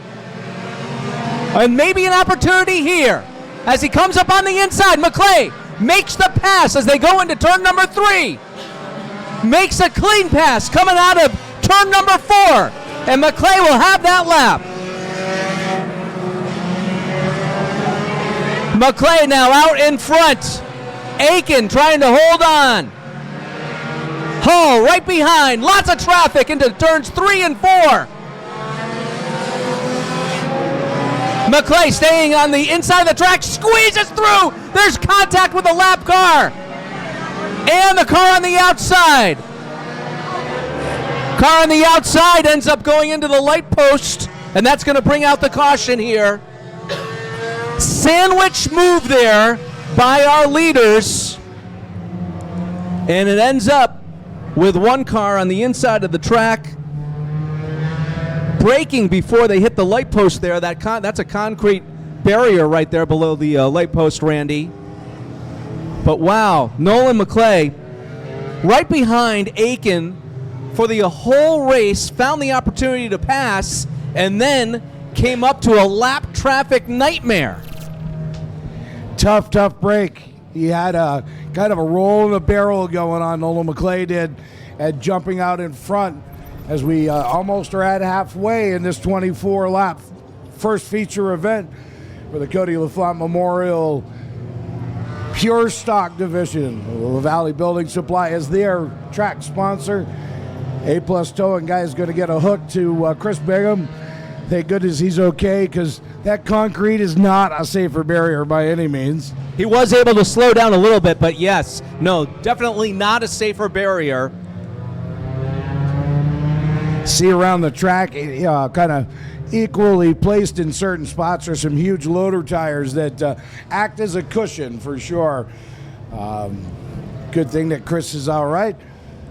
I'm not sure that he's hurt too bad that he can't finish feature number 1, but they'll go back in and his crew and then we'll get him ready to go to feature number 2 if it can happen. Yeah, oh, definitely. Absolutely. They'll work on that car, and if it's drivable, it will definitely be out there. So there's always, Kevin, a story behind a story. Cody Hall sitting up there in the second spot now, placed. Cody Hall, Adam Bousquet, dueling it out, lap after lap at the Lee USA Speedway last week.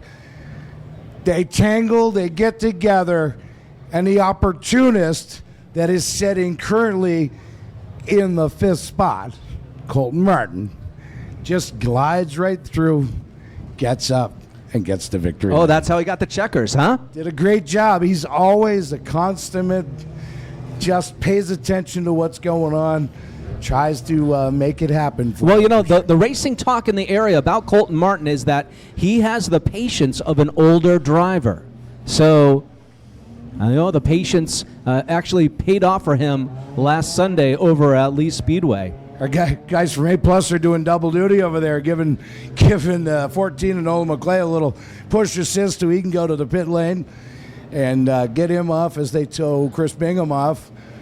Yeah. Jake Snide coming back out of the pits in the 87 car. But let's talk about stories again. Sitting in 3rd is the 20 of Andrea St. Amour.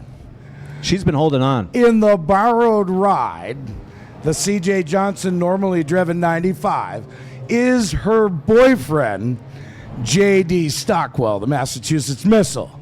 So, what do you think the conversation might be later on if that was a challenge? I saw him get close, starting to get a little wiggle, a little tag.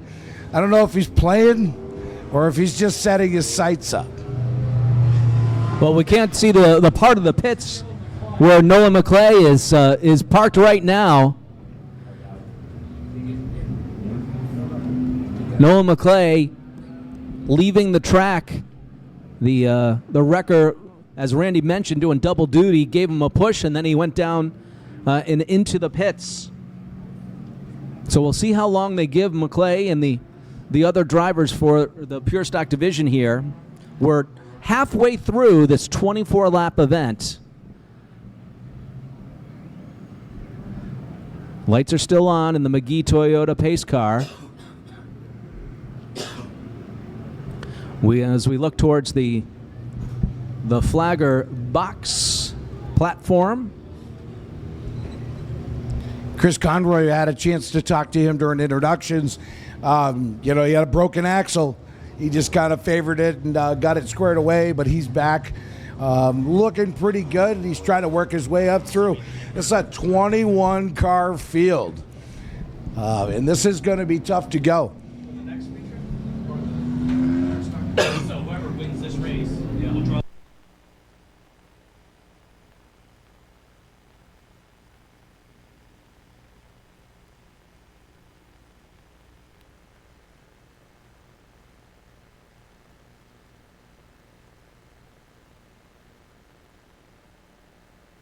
Oh, they're doubling them up, so McClay. Oh, here comes McClay. He's taking the other entrance back out onto the track. But he's not going to get his spot back, that's for sure. He seems to think he is. Wow. Slow down, my friend. So in row number 1, it's going to be David Aiken and Colton Hall. Colton Hall in that Nissan on the outside. We've got yellow, we've got red in the front row. And we've got a half a race to go here. Green's in the air. Aiken taking full advantage of being out in front and being on the inside.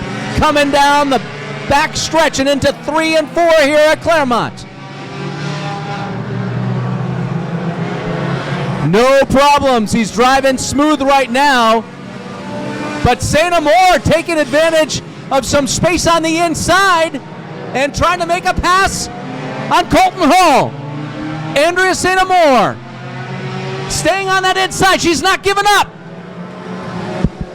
Get a little tap there from behind from Colton Martin. Hold now back out into second place. St. Amour trying to hold on to third place. St. Amour in front of Colton Martin, in front of J.D. Stockwell.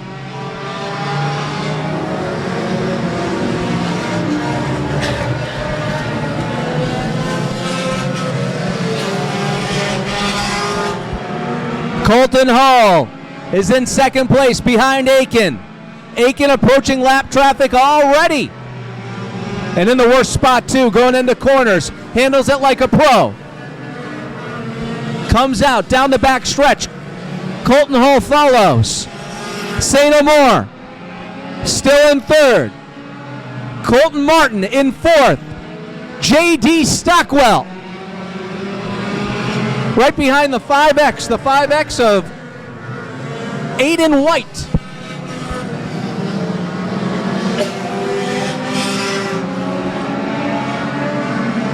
Coming down the front stretch,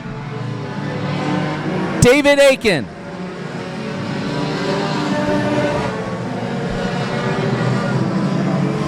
Colton Hall still in second, going on the outside of lap traffic into 3 and 4. Only has to hold on for 6 more laps.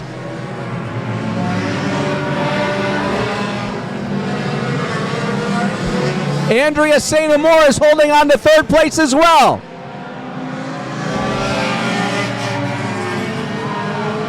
Colton Martin is just trying to hold off. Colton Martin is trying to hold off Aiden White. He's got his hands full. Aiken's got a comfortable lead right now.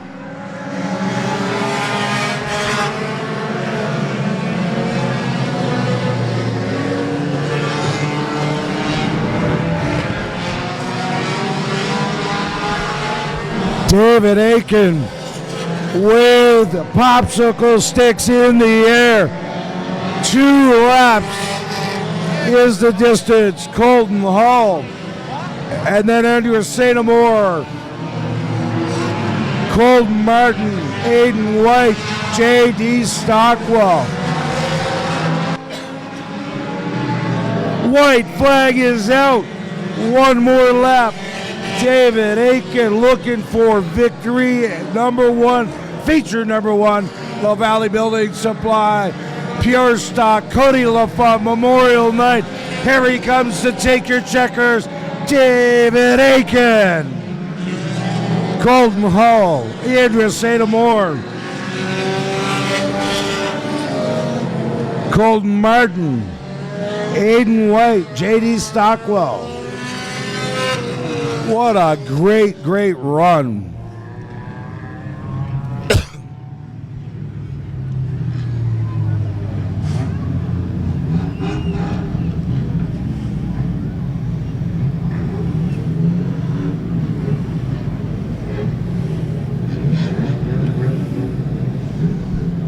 A little pause in our action here as they make their way back to the pit area.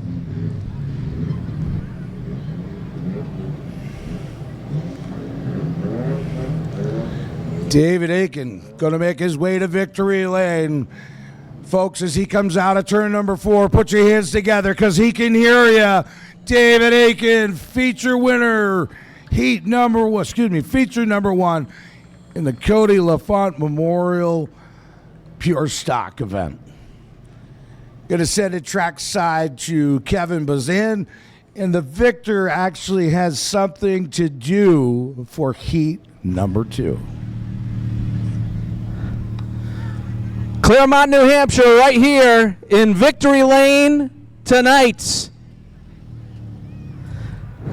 As David shuts off the Pure Stock, he is victorious in our first of 2 features tonight in the Cody LaFont Memorial Race. Now we're going to be inverting the field for our second feature, and David's going to help us out with that as well. But he needs some water first. Needs a breath first.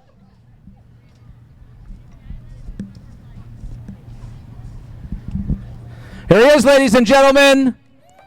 Your winner of the first feature tonight, the Cody LaFont Memorial, David Aiken. David, come on over, buddy. We got some work to do here. Nice job wheeling around this fine racetrack. Yeah, it's been a long time since we've been in Victory Lane. Been a long time since I even raced. So I got to thank my whole crew. They put this car together, and my wife was running it. Now I'm running it. So hopefully many more. I don't know what happened to the 14. Looks like he got a flat left rear. So hopefully in the next one we can battle it out with him. Yeah, he'll have another chance, but right now you deserve all the spotlight. So congratulations, absolute congratulations goes out to you. You kept yourself out front and were able to do it for those 24 laps. Yeah, it's great starting up front, but looking forward to starting in the back, see if we can come to the front in the next one. All right, Mr. Oh, he's got something to do here. We got to invert the field for the next feature, and you're going to do it for us. Oh, no.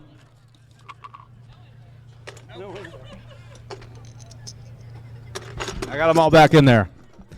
That was embarrassing. All right, I'm mixing them up. You reach in. Just take one.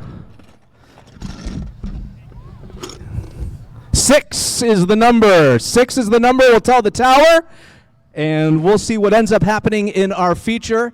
Coming up a little bit later on here tonight at Claremont Motorsports Park. Back to Randy. Job and a great feature victory number 1 for David Aiken and the Aiken Racing Team. Next feature to hit here at the Claremont Motorsports Park will be our touring division, the New England Pro Mini Cup Tour. We'll see if Skeeter's got just as much in the tank as he had during the qualifying race. Welcome these folks here, but we also, the Grenier family says they're getting a little sick of taking ice cream and giving it away, but they'd love to take care of you. There are some fresh ice cream over in the concession stand area. If you have a moment while we get Victory Lane cleared, please take a part. Artie and his team have done such a great job with the concession stands here at the Claremont Motorsports Park, and we thank them greatly.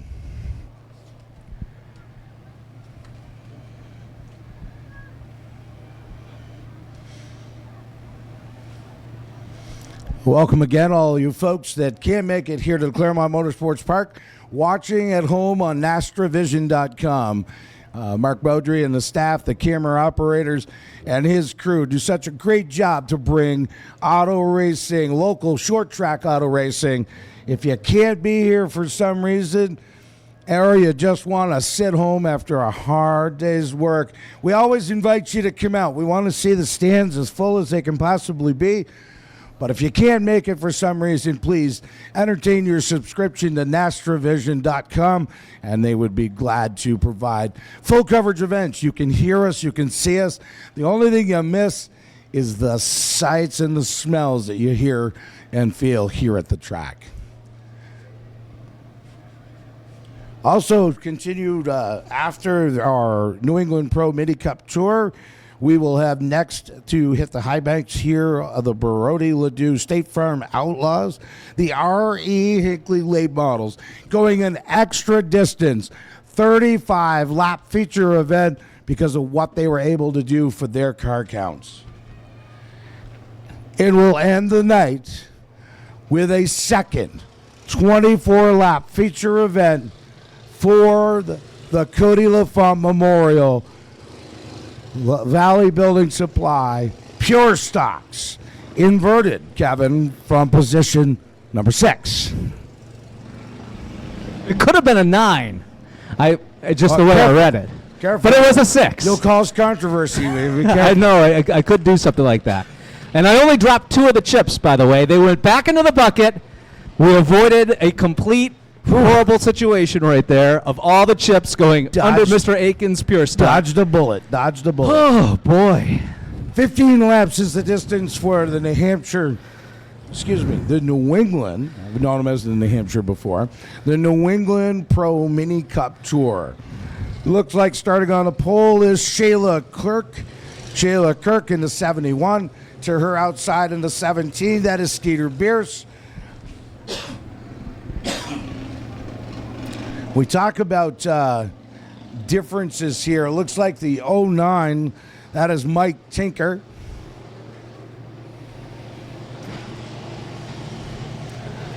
All right, here we go. as they enter the 603 Metalworks and Collision start zone. Steve Grant, green in hand, will give them the go flag. Bierce looking strong again. Takes the 17 and rolls it out of turn number 2, heading for a victory. He'd love to be able to bring the checkers home tonight. Tinker now takes over the second spot. Also in the mix is the 54 back in the 4th spot. That is Sean Sargent. Looking really solid, but now here comes Arbor Coffee in the 77. And currently tail on the field is the 07. That is John Ober. Bierce has found the groove here at the Claremont Motorsports Park.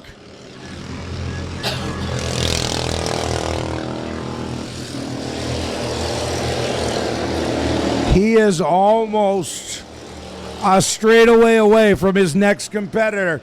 Looking to turn the wick up. Shayla Kirk in the 71. Dives to the inside. Takes the second spot away from Tinker. She has definitely found a cork. She had a victory at the Lee USA Speedway 1 year ago. But it's all been Skeeter Bierce in the 17.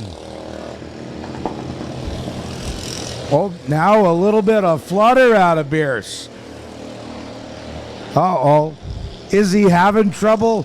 Or is he just maybe letting off, doing a little Friday night cruise?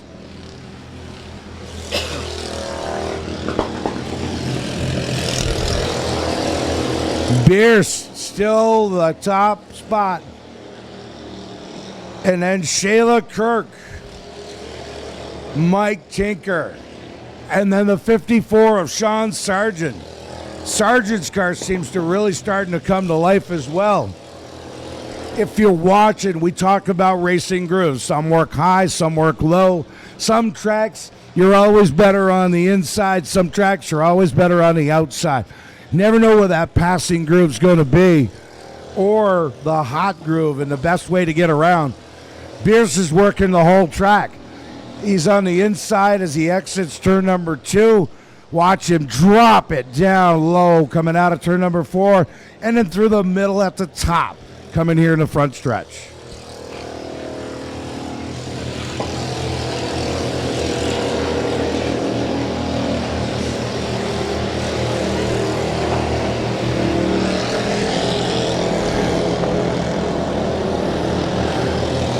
Looks like the 5-finger salute is in the air. We've got 5 remaining.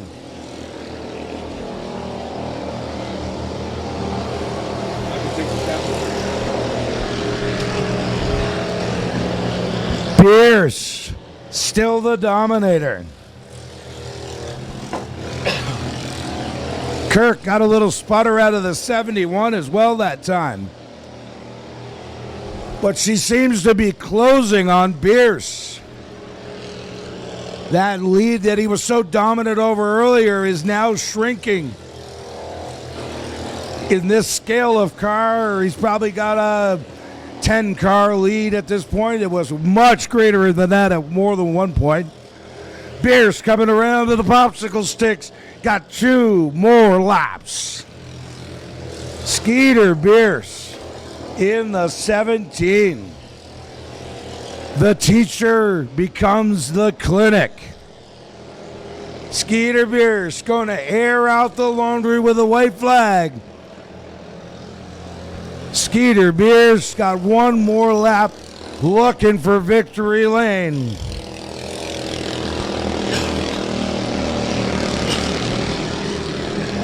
Bierce, your leader, comes out of turn number 4.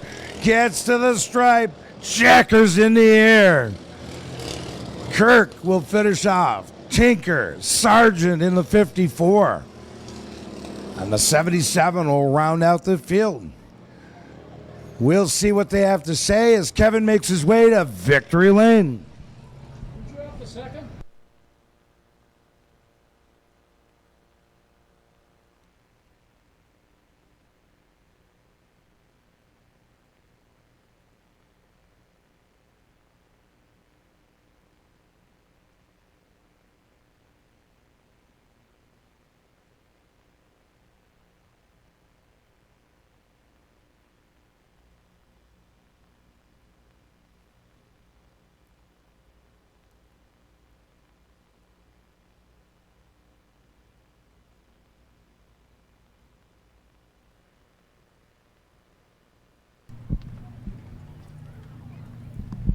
Oh, these things are super fast here at Claremont. I don't know if you noticed. Our visiting division here tonight, the New England Mini Cups. And look at him, how he is placed in that race car. Takes his helmet off.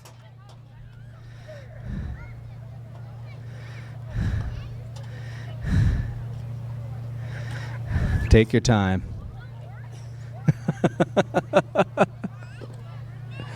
Ladies and gentlemen, your winner here tonight in the feature race, Skeeter Bierce in the number 17. Congratulations, Skeeter. Super fast here tonight. And these mini cups are pretty darn fast. Yes, they are. We used to run the Granite State with these, a little bit bigger motor. We actually went down to the 420 engines.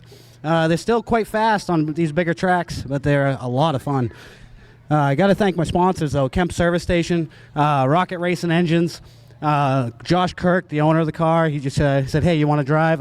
Sure, I'm always ready to drive. And you guys get to visit some really awesome tracks as well. Yeah, we travel all around Lee Speedway. We used to race there. I know we're trying to get back in there. Hudson Speedway, Monadnock. We're at Monadnock next week. We're coming back here July 28th, I believe. I can't wait. I like this track. Oh, we'd like to see you here, too. Skeeter's our winner here tonight at Claremont Motorsports Park. Come on over. Number 71.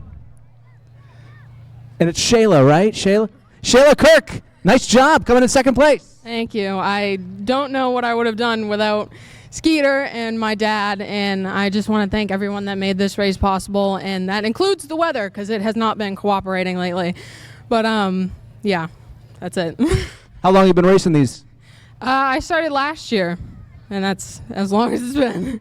I think you're doing really well. Congratulations. Does our third place finisher want to come on over? Mr. Tinker.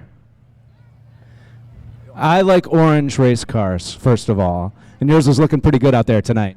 Thank you. I'd like to thank Derek and Kelly Sargent, Granite State Site Works, Earth Construction, T-Bones, and Cutting Edge Graphics. Awesome. We'll see you back here at Claremont Motorsports Park soon, okay? Thank you very much. You bet. All right, more action's coming up. It's the Brody Ledoux State Farm Outlaws coming out on the track in just a couple of moments here at Claremont Motorsports Park. Claremont Motorsports Park, folks, you've got feature number 4 of the night coming up. Brody Ledoux Outlaws.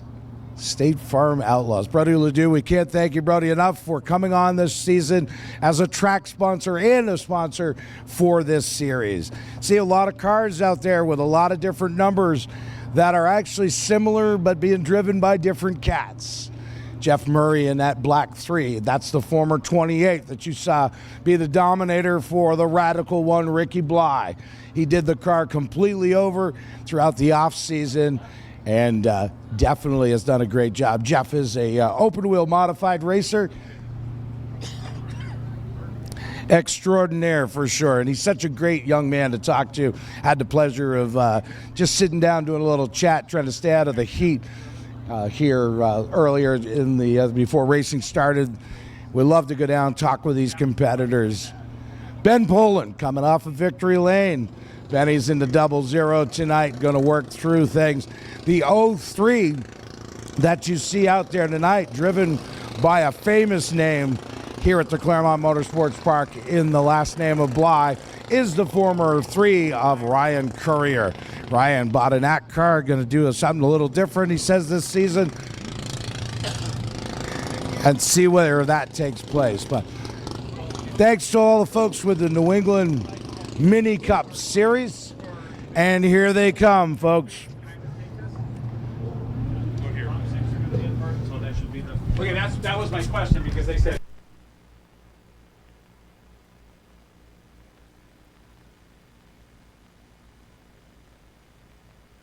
All right, here they go, being led out by the McGee Toyota of Claremont.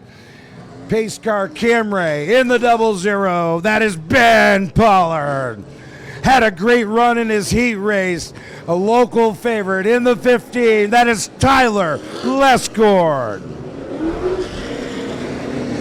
Sitting there in the 8, no stranger to victory lane. That is Guy Karen.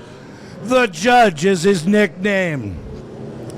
In the 51, had a great race, challenged Tyler Lescord, looking to pick up the heat race victory, but not quite get it done.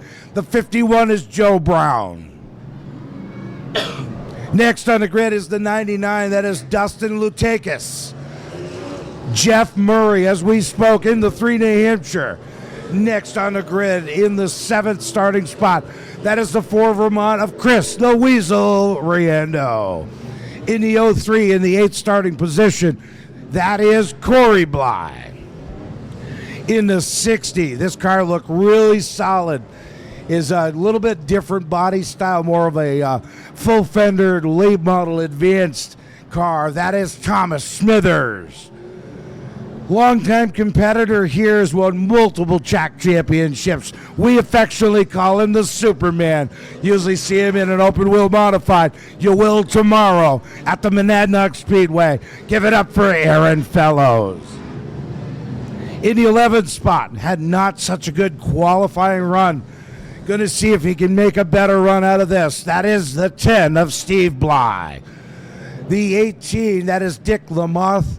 The 3X in the back is Mac Bergstrom.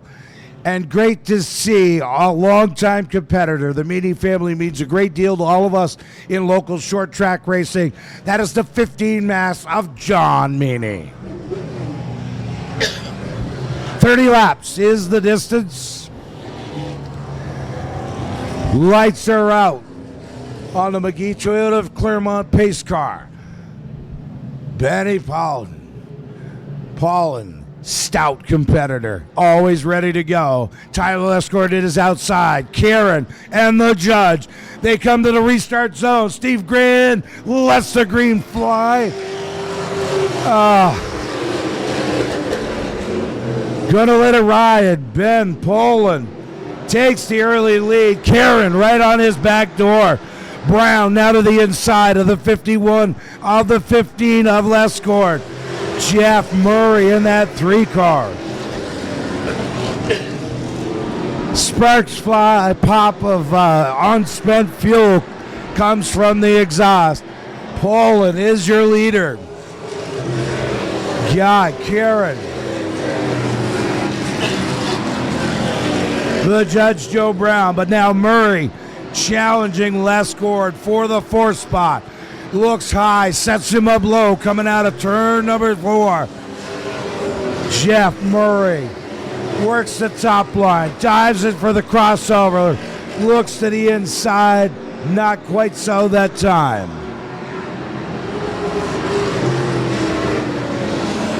Sparks fly from the 00, but he is still your current leader. 4 laps of 30 in the books, 5 this time by. Ben Poland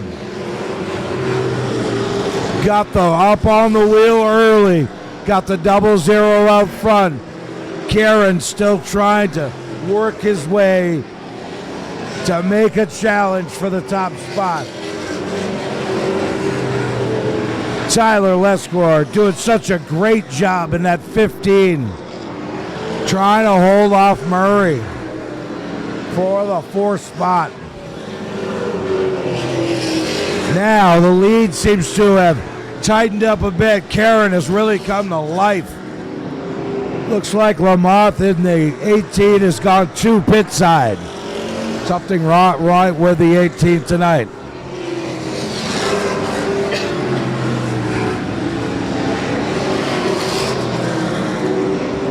Ben Poland, Guy Karen, both have seen victory lane. Oh, contact to the lap car of Bergstrom, and the 3s come contact.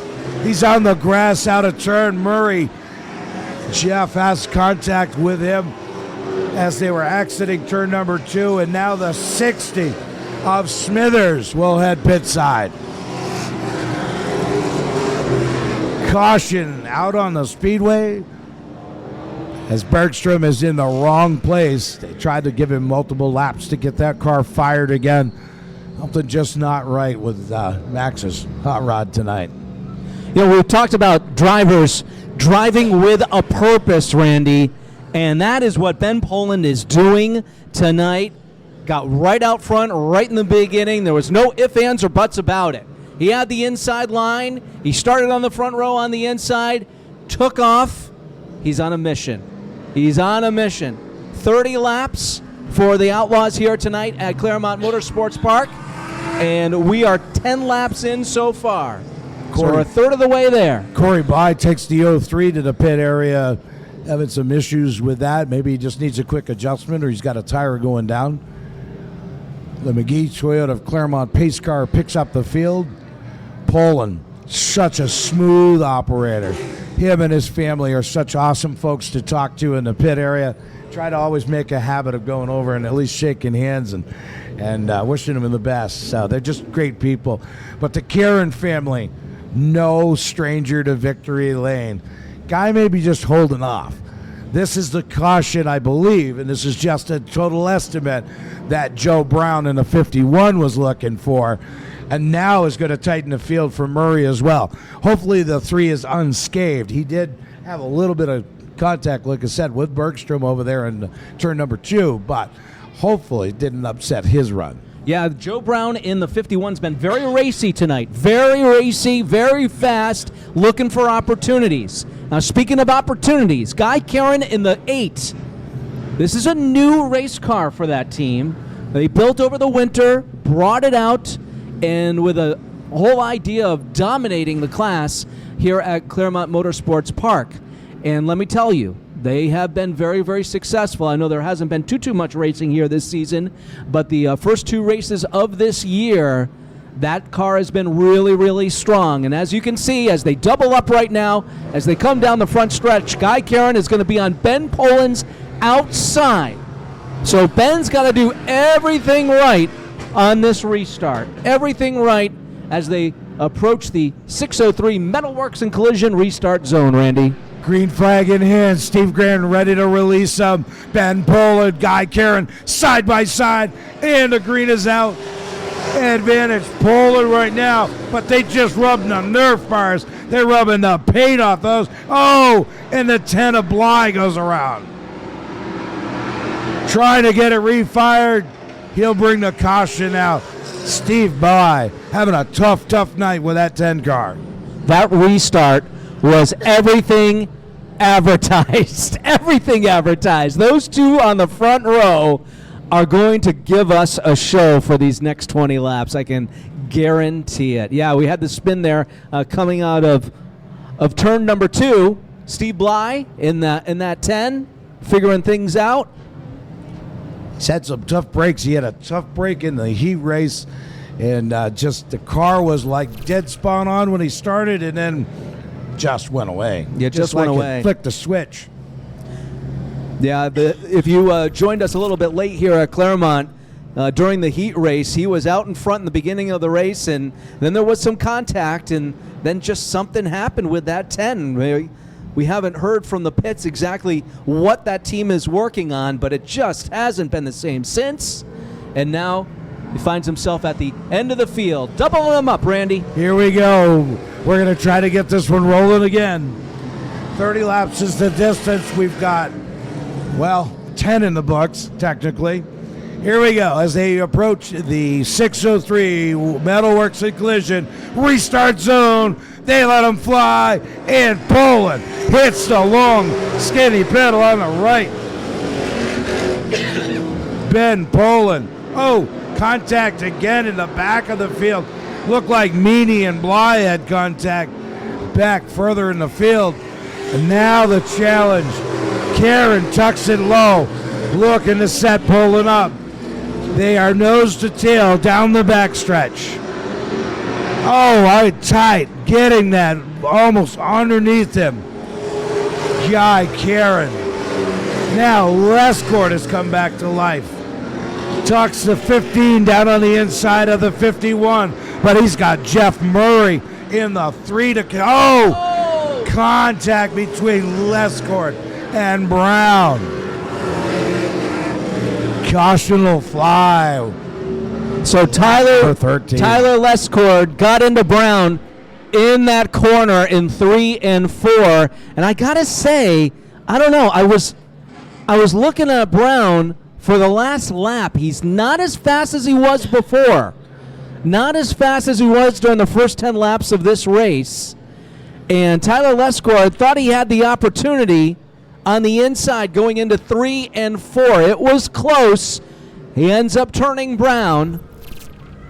And the caution is the result. So, again, we're only 13 laps in.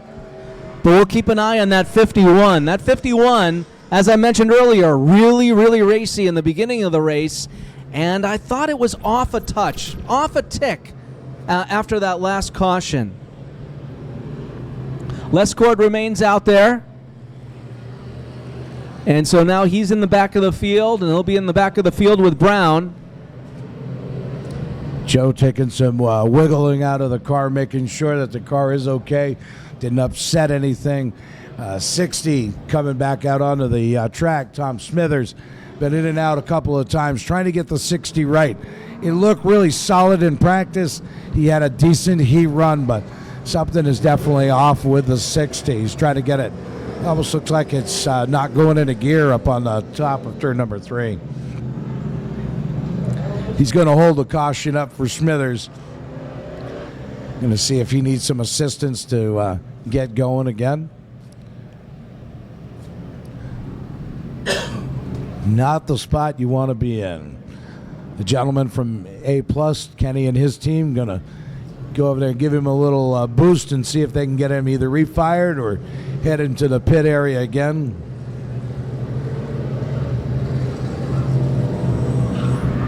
Yeah, he's trying to lock it up to get it to restart, clutch start it, but not quite making it happen for sure.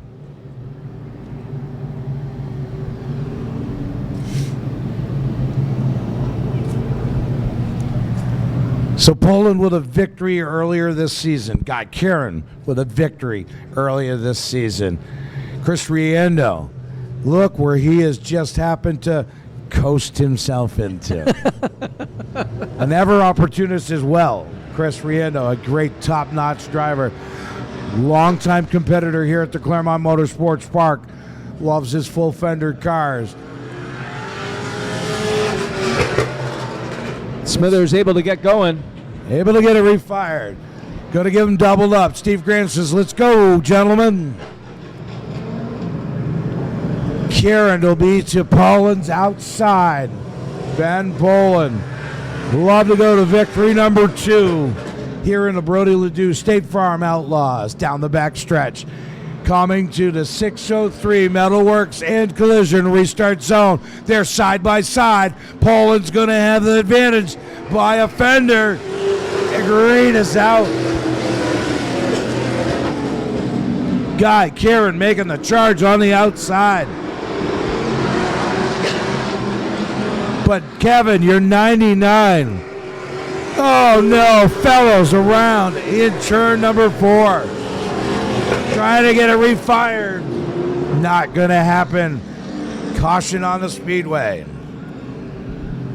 According to this, we've got a lap in. I'm not quite sure how, but we have made it. Aaron Fellows joining us tonight. Lescord heading off the backstretch into the pits, hoods up in the air. Oh, no. Maybe for a result of some of that contact with Joe Brown earlier in the 51. There's been a lot of contact in this race, that's for sure, and it's taken its toll. Fellows in the 29. Championships have been won in that car.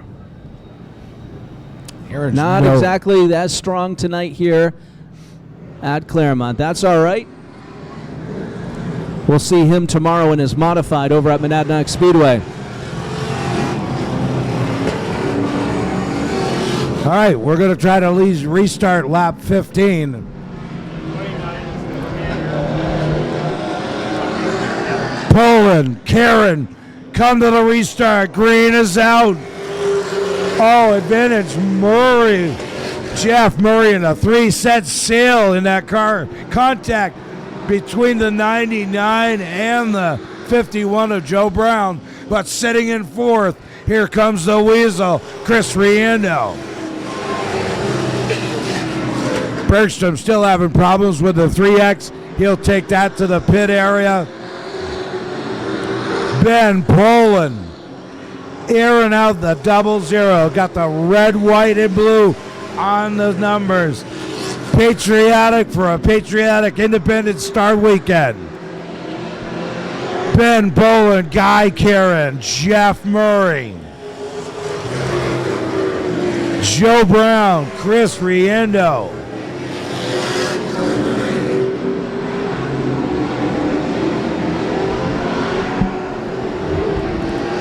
Dustin Lestachis in the 99.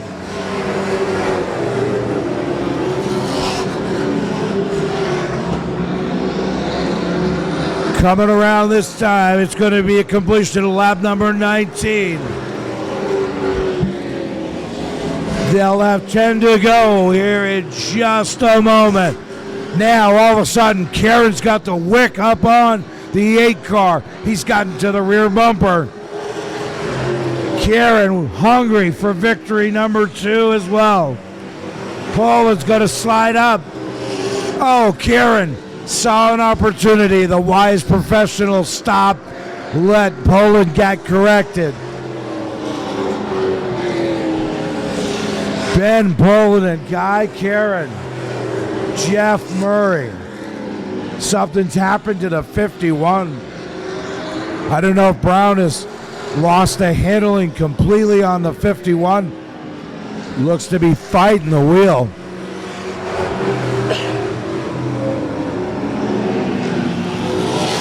Lescourt in the 15, really trying to charge to the front. Now going to work with the 4 car of Chris Riendo.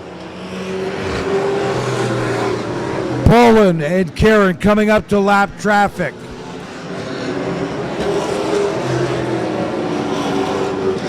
So a correction in the 20. Oh! Lescourt in contact with Riendo. Leaders coming. Oh, everybody checking up. Oh, that could have been a disaster in turn number 4. That was scary. That was super scary right there. As the leaders were coming into turn number 3 and all that traffic in 4, I think some mini heart attacks happened out there.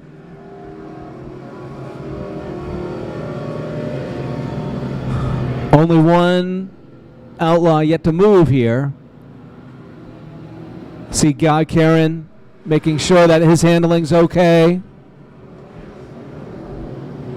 Karen with no place to go. He just was like, yow. Poland looks okay. In the wrong spot. Murray looks all right.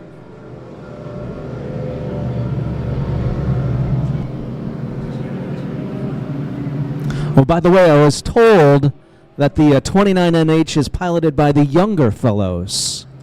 The younger fellows, not Aaron the older. Fellows Jr. Yeah, Aaron Fellows Jr. So my apologies. Great job. Looking to get the gene pool running in the family racing of the Fellows team. Still a championship. Setting in pace. There was this cat that ran here a long time ago by the name of Alan Fellows. And he was no slouch either. Big time name here at Claremont. Alan Fellows used to be quite a artistic hot shoe. That guy could really pedal a car. So we got 7 laps remaining. This has been our longest race of the night so far, with a couple of different cautions. And out in front, they've been giving us a show. Ben Poland and Guy Karen. And Jeff Murray not too far behind, ready to take advantage if there should be some sort of mishap. And we've got to still get 2 more features and fireworks to come. Yeah, we got a lot to go here. Guy Karen is apparently got something broke. He spun off into the infield coming out of the backstretch area. Well, you saw as the yellow flag came out and he came down the front stretch, he was testing out that Outlaw and making sure that everything was all right. And evidently, everything is not all right. So we'll see how many laps they give Guy Karen. Tough break for Guy. That team's been working and working and working and working on that car to try to make it a top competitor, which he will. They'll get it figured out. He's got a victory so far this year, and would love to have victory number 2. But something gone awry. Looks like maybe going under the hood for a tow. He may have broke something in the driveline components, engine, transmission, something of that nature, or maybe it's got a steering rack that's broke and he just can't hold onto it anymore and actually control the car. But tough break for Guy and his team, but I'll tell you what, they're resilient. These guys will go to work. If that car can come back out, it'll be right back out. Oh, absolutely. I mean, these teams also very patient, too, because it's been a long time, been a while since we got a race in over here at Claremont because of the weather. This is a division that is really running primarily here at Claremont this year. So it's been a while since they've been out on the track.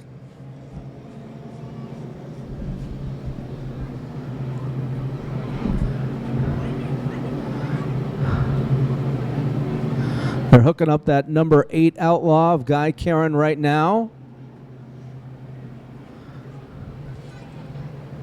And we'll get ready for 6 more laps here. 7, actually. 7 more laps here.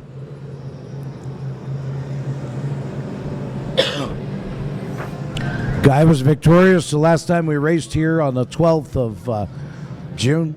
He found his way to victory lane. Guy Karen would be there. Ryan Courier, Steve Bly had a great run that night. Tyler Lescore, Dick Lamoth, Ben Poland had a tough night. Had a break in the car and wasn't able to finish. But car counts are good. They're looking solid. It's awesome to see multiple generation drivers, cars being resurrected. If you want to move on, you sell yours to someone who wants to think. And we all know that 3 car was a fantastic rail car here at the Claremont Motorsports Park and basically anywhere it went with the radical one, Ricky Bly, behind the wheel. So, all right, Mr. Karen is being escorted by the hook. Murray will start to Poland's outside. The judge on the inside. The 99. What a great job he has had there. We're going to call him, Fast Derek? Lightning Derek? Outlaw Derek? Down the backstretch, ready to restart. We're at lap 23. Who's got the fire? Will it be Poland? Will it be Murray? Coming down, it is Poland to take the quick lead, but Brown in the 51. Wow, did he come back to life. That might have been the pause that the judge needed. He can hold court if he can. Unfortunately, takes the 99 up a little high. Battle ensuing further back between Fellows Jr. and the 99, and then Riendo and Lescore.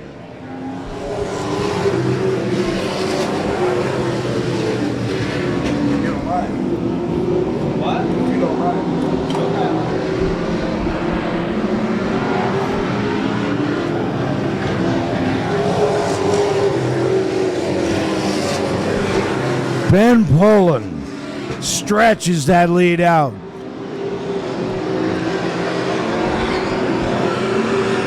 Four laps to go. Be 3 this time by lap 27 of 30. Just completed. Popsicle sticks in the air. Ben Poland's going to be shown. 2 laps to go. Jeff Murray in the 3. Joe Brown in the 51. Aaron Fellows Jr. in the 29. White flag is out. Got one more lap. Ben Pullen looking to pull victory number 2. He's down the backstretch. Dives into turn 3. Out of turn number 4. Put your hands together. Ben Pullen is your winner. Ben Pullen, what a great run for Jeff Murray in the 3. Joe Brown and Aaron Fellows Jr. What a great job. What a great run. Multiple cautions, but when it finally is, Pullen able to hold on to that top spot. We'll go trackside in a moment for Victory Lane. Kevin will be talking to our top 3. Take a quick pause, folks. Run, do whatever you got to do. The facilities are directly behind the tower. The concession stand is still open. We'll get the results of our 50-50 raffle here shortly. $381. Nice way to start your holiday weekend for those of you who bought tickets. We'll get them ready here shortly. Ben Pullen brings it out of turn number 3. Salutes the fans in the pit area. He's coming to Victory Lane. What excited dude. He's pulling into Victory Lane. Charlestown, New Hampshire. Ben Pullen's got the checkers here tonight in the State Farm Outlaws.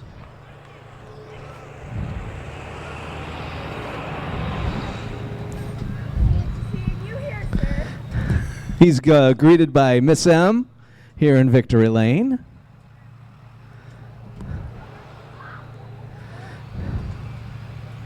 Getting all of his equipment off. He's going to get a drink too.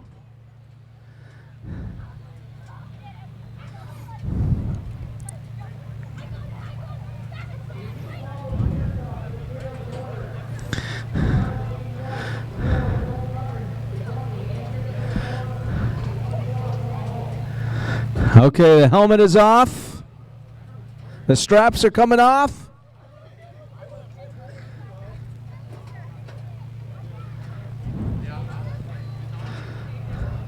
Ladies and gentlemen, the winner of the State Farm Outlaws tonight here at Claremont Motorsports Park, Ben Pullen.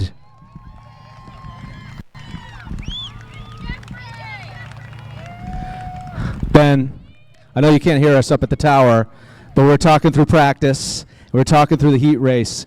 You are a man on a mission here tonight. Yes, it should be 3 for 3, but bygones be bygones. We're happy to be back at the racetrack. It was a longer break than we're used to, so we've been chomping at the bit to come back and play. Yeah, so what do you do when you get all that time off? I mean, how do you do it?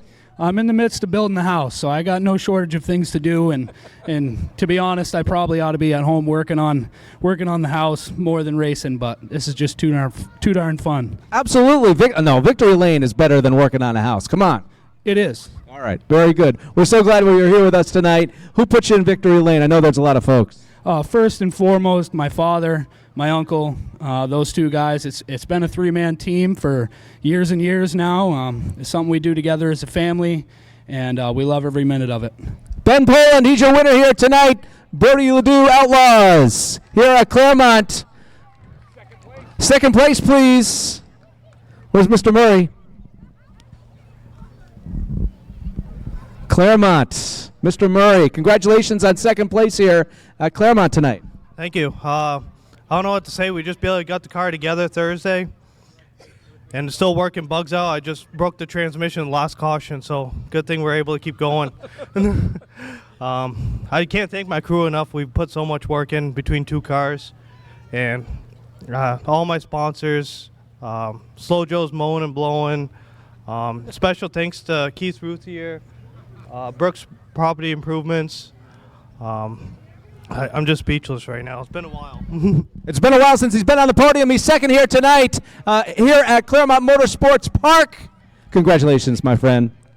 We're going to move on. Coming up next, the R.E. Hinckley Late Models. Great job, Kevin. Thank you for Victory Lane. We have a stellar setup of 25 is the car count for your R.E. Hinckley late models tonight here at the Claremont Motorsports Park. We saw such a great bunch of racing so far. We have this feature, and we'll round out the night with the La Valley Building Supply Pure Stock feature number 2 in the Cody LaFont Memorial Race. Cody and his family, Cody's family is here in attendance. We've still got some stuff here that we're going to do, and we've got 50-50 raffle that's going to be drawn shortly. Lots of excitement left, and we'll conclude tonight. You can see behind the scoreboard in the sand over there is the fireworks display. Some great fireworks to be displayed here at the Claremont Motorsports Park. We thank everyone for starting your racing weekend here. We'd love to invite you to the Monadnock Speedway tomorrow.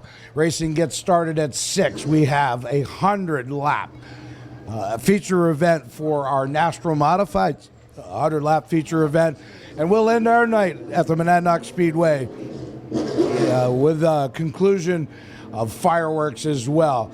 And if you're still haven't got your fix, we invite you to the Lee USA Speedway on Sunday afternoon. We will have the Rodfather Pro Stocks, the original Wheelman late models in action. There is everything. Pure Stocks will be in action. There also will be 6 shooters in the house, NEMA lights, NEMA midgets. If you want to see speed, the New Hampshire Center for Speed, Lee USA Speedway is definitely the place to go. 25. We're doing 35 laps tonight. 35 laps is the distance for the R.E. Hinckley late models. And we're going to see if we can get them to go. They are lined up in our paddock area. Clearing Victory Lane. Got a little drag going on there with the 3-car of Jeff Murray. Trying to get him some assistance off the track.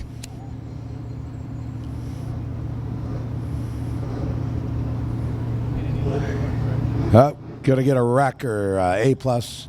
Towing will be over here to get him a pickup instead of just pushing through. Something is locked up. Well, we have a moment where we're clearing Victory Lane. Take advantage of the concession stand. Get yourself settled in to watch our magnificent fireworks display coming up soon. We'll be right back with you here. You folks on Nastrovision, hang with us. We've got nothing but more stars and cars here at the Claremont Motorsports Park coming up momentarily.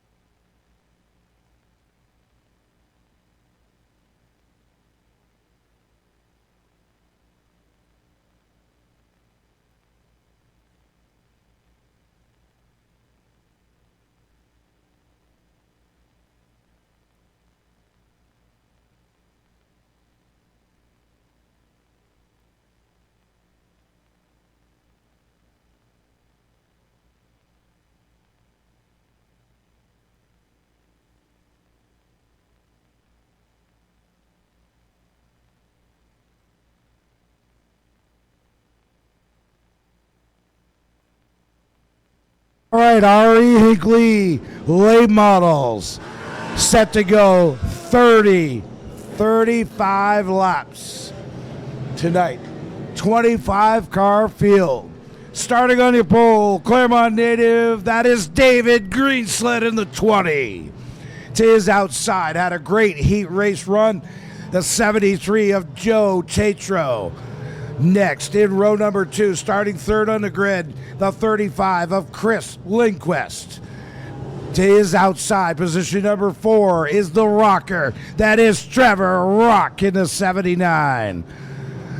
In the WeBuyHouses.com 33, that is Vermont. Should be 33 Vermont. That is Matthew Sunhalter.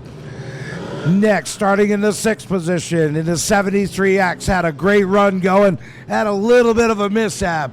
Well, really was firing on all cylinders, the 73X for Dennis Greenwood. Starting in the 7th position. On the inside, that is the 4 Vermont for Chris Riendo. To his outside, has one feature win to his victory here at the Claremont Motorsports Park. In 8th spot, that is Andrew Baruso. In 9th is Mike Williams in the 07. The Cabana Boy, Justin Beecher in the 57. Starts in position number 10. In the 11th spot is the 7 of Eric Smith. 12th starts the 83G of Hayden Grenier. 13th is the 02 of Brianna Cusis. 14th is the 16Z of Dylan Zulo.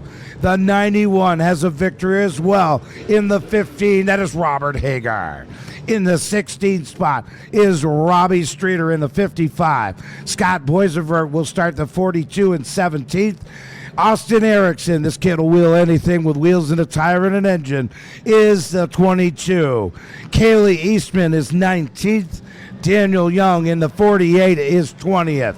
David Thibodeau in the Nissan of Lebanon, sponsored 88, is 21st. J.D. Stockwell, the Massachusetts Missile, in the 22nd spot. In the 41 car, 23rd is Travis Sykes. McGee Toyota will bring the 37 of Andrew Merritt and Jim Carey to 19th. We're in the restart zone. Greenslet takes the green. Tatro and Lindquist. Oh, tough hit. Rocks around. We are collecting the washing machine spin cycle in turn number 2. Something happened to Lindquist. Something happened to Chris Lindquist's car. Something happened as they were coming right into the first turn, and he locked up, and there just wasn't enough chance for everyone else to react in time. You see the 29 turned around. As I scan through and try to find the 35, see where he is. 79 got caught up with Trevor Rock. Lindquist looked like he dove into the corner, got contact with the 73 of Joe Tatro. And then locked up. Locked up somehow. So we go through the field, and I do believe he's in the pits. I didn't see him leave the track, but I don't see him now. Scott Bosevert. That was weird. Off into the pit area in the 42. Tough break. What a good run that Lindquist has been having this season here at the Claremont Motorsports Park.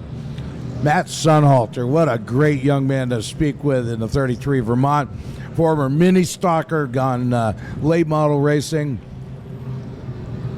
Andrew Baruso, second generation driver. His dad was the founder of Acetex Tire and Auto. And I remember watching him in full fender cars in the Pro Stocks for years here at the Claremont Motorsports Park. Two dominators that are no longer with us battled it out here for multiple laps. Jim Boniface in the 88 and Andrew's dad, Mike Baruso. Holy moly. I don't think there was anything left of those cars by the time the night was over. So they're going to have to double them all up again and try to get lap number 1 in again.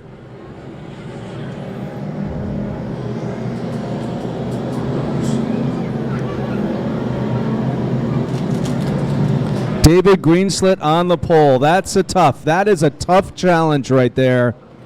I was talking earlier how, once he gets out front, so hard to pass. So hard to pass. And, not that it matters much how his car is handling. He just knows how to enter the corners and exit the corners too, which is so important. Lindquist is back out. He's going to take his spot at the end of the field. So evidently, the car is race ready. We'll find out how race ready as we go green in just a couple of moments here. Lights off on our McGee Toyota of Claremont pace car. It'll head pit side this time by Greenslit with Tatro, Sunhalter, and the Weasel. Ready to go. They have to restart zone. The green flag flies, and Greenslit lets it go. Joe Tatro working hard on the outside in the 73. David Greenslit on the inside. Tatro challenges for the lead. In at the stripe. Oh, contact. They were almost dead even. David Greenslit, Joe Tatro, and now here comes Chris Riendo. Riendo looks to the top, goes to the bottom. Now going to sandwich Greenslit. Oh, he was the meat in that sandwich for sure. Riendo right on the back bumper. Got the left rear fender of Greenslit. Now going to come into lap traffic. Not the spot. Oh. Greenslit works his wand. But now they're 3 wide battling for the lead. Oh, contact between Tatro. Oh, no. Worst part of the track for that to happen. Worst part. And they all got through, too. They all got through in turn number 2. Oh, and for that to happen right in turn number 4. Man. Well, you saw it building up, Randy. You saw it building up as they were coming down the front stretch with Tatro, Greenslit, and Riendo racing really close. There was lap traffic that they tried to get around in turn number 2. Amazingly, they did. Coming down the back stretch, and that's when it all broke loose. Happened. Contact all over the place. Riendo, Tatro, Greenslit, 3 wide. We all knew something had to give, and it gave. Those are all our top cars, really. Our top cars here. That's the first thing, or that's one of the Matthew Sunhalter with another really strong late model. He's going to take full advantage of this. What do you think might have been going through Andrew Merritt's head in that 37? Oh, they're gonna take Riendo and make sure he goes to the back of the field. His involvement in that incident is what's going to make him, unfortunately, join Mr. Greenslit and Mr. Tatro both in the back. Race control says that's not going to be the type of aggressive driving that's going to happen to get you an advantage.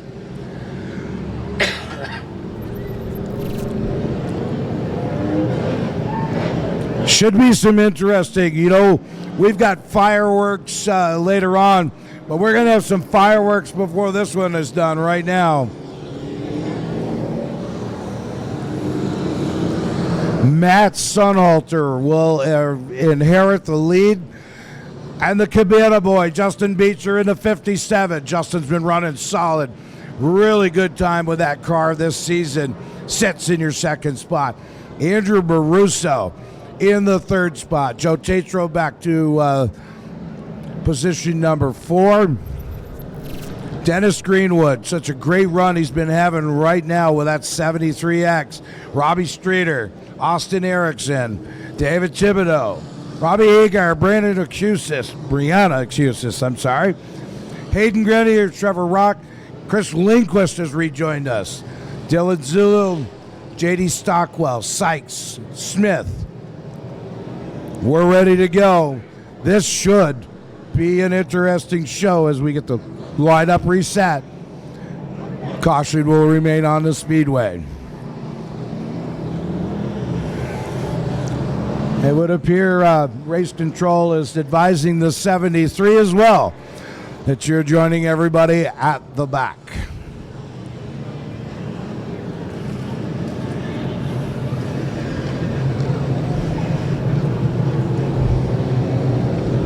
We have completed 4 laps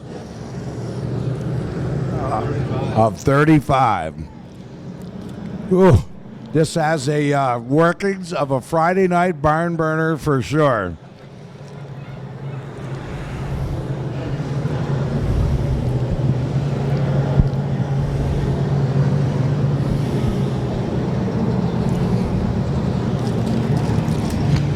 With that distance still in reachable, you can be willing to bet these hard chargers that are sitting in the back are going to work the daylights out of those cars to get them back up.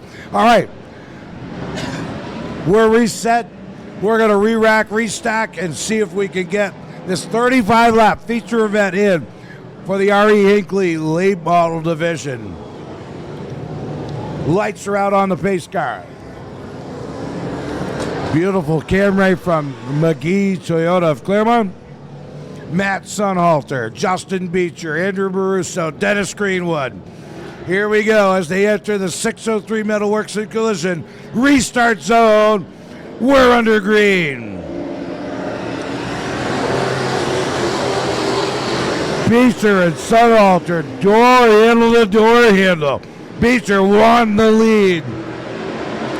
Dennis Greenwood in there. Oh no, the 88 of Thibodeau's around.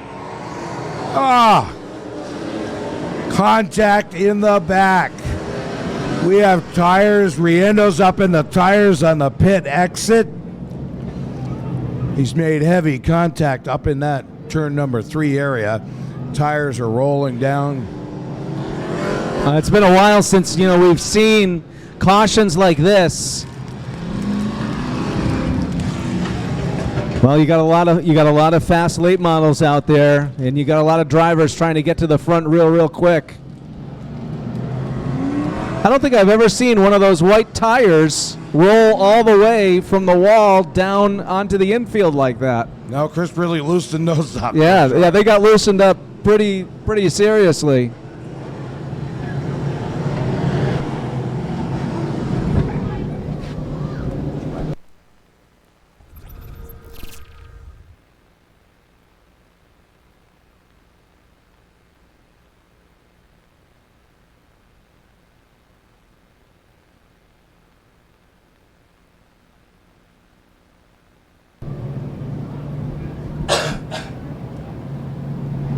Have some of the crew from coming down and out of the pits to put those tires back up.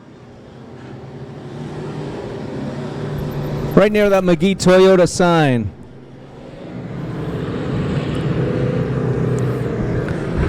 So far I see 3 laps complete. 3 laps complete.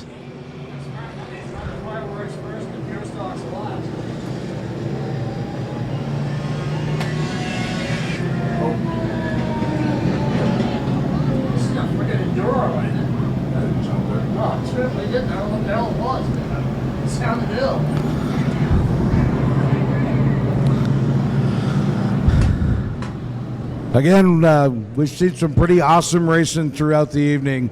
We thank you folks for hanging with us here. We thank you for joining us here in person at the Claremont Motorsports Park. We'll be back on July 28th, and then July 29th, we've got the NASCAR Clash of Claremont, year number 2, coming here, the Whalen Modifieds. Going to take some extra time because we've got to not only clear some fluid, it looks like captive water that was maybe in those tires, helping that barrier be a little bit more of a buffer. Yeah, we got a couple of crew members up there working hard, making sure that that entrance into turn number 3 will be A-OK, because as we've seen the past 2 cautions, a lot of contact can happen as you head in and into that corner. Couple of cars coming back out. Streeter is back out now. Andrew Merritt's returning into 37. Looks like they're going to stop all the. All right, so a red flag is out.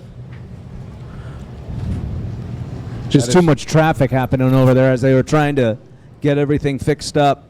Better just stop the field, get it fixed right, and then we can go green. Safety first. They don't want to have anything happen to the track workers or any of the competitors to run through fluid or have a mess going on. Just try to reset everything so that that's a safe zone again.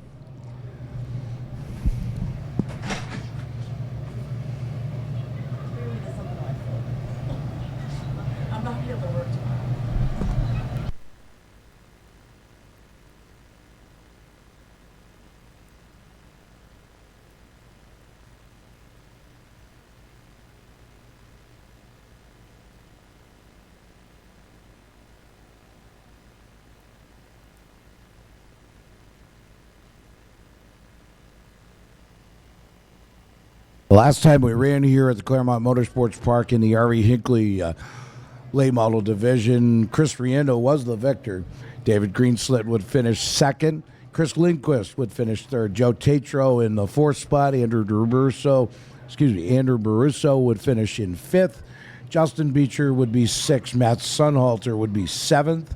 Trevor Rock, Robbie Hagar, and Robbie Streeter would round out your top 10.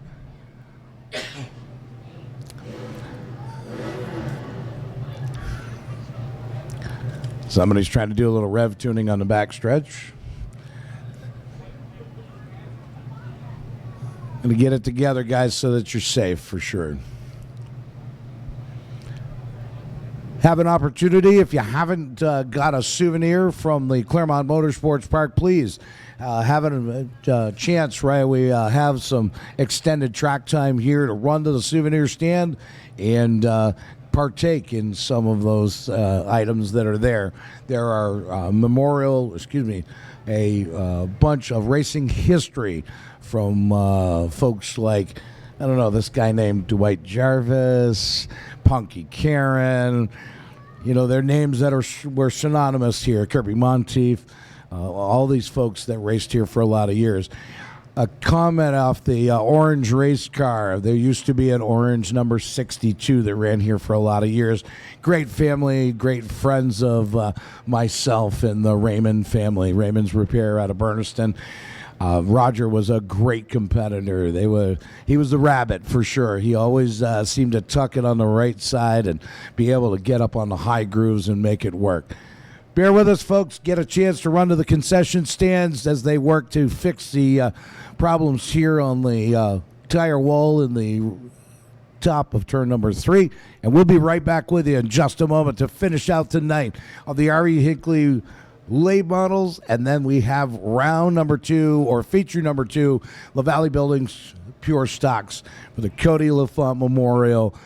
Kudos to that family and all the folks that have participated and to sponsor his memorial race once again here in 2023 at Claremont Motorsports Park. And then we'll end our night with fireworks.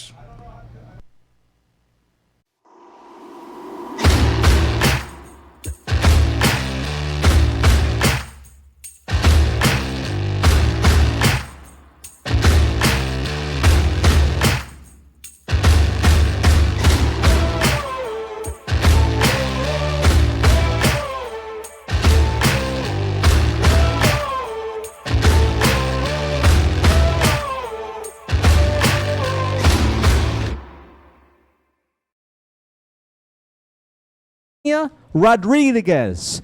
Tanya Rodriguez is our winner of the blue bike. The red bike winner, Justin Merrow. Justin Merrow is the winner of the red bike. And the green scooter that we have, the winner is Tanner Flint. Tanner Flint is the winner of the green scooter. Again, the winners can pick up their bikes and scooters right over at our souvenir booth. And we would like to thank Mother Hen's Mobile Music for donating the bikes to give away tonight, and Tribute Artistry for donating the scooters. So again, the winner of the pink scooter, B Purple. The winner of the blue bike, Tanya Rodriguez. The winner of the red bike, Justin Merrow. And the winner of the green scooter, Tanner Flint. You can go get your winnings over at our souvenir stand. They are waiting there for you.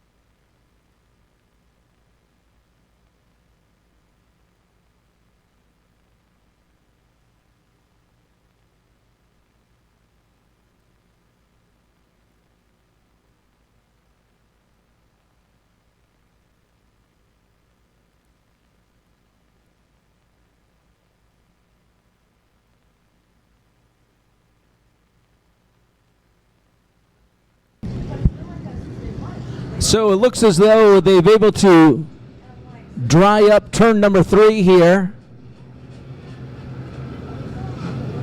Randy had a good point. There was probably a lot of water in those tires that got hit there in turn number 3. So a lot of water came down the track and had to clean that up, dry all that up.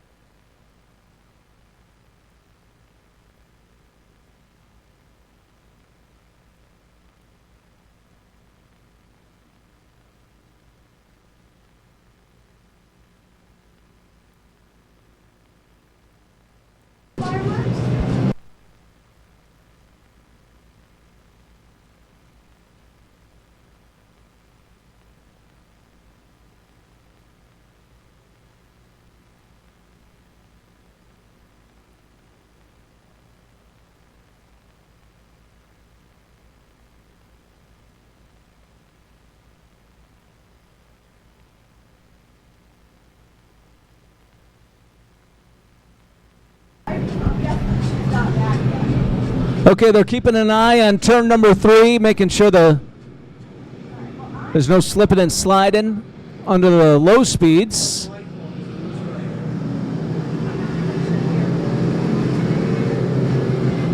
The McGee Toyota pace car, the Toyota Camry from McGee Toyota right here in Claremont, will be leading the field very, very soon. Just trying to get some heat on the track right now.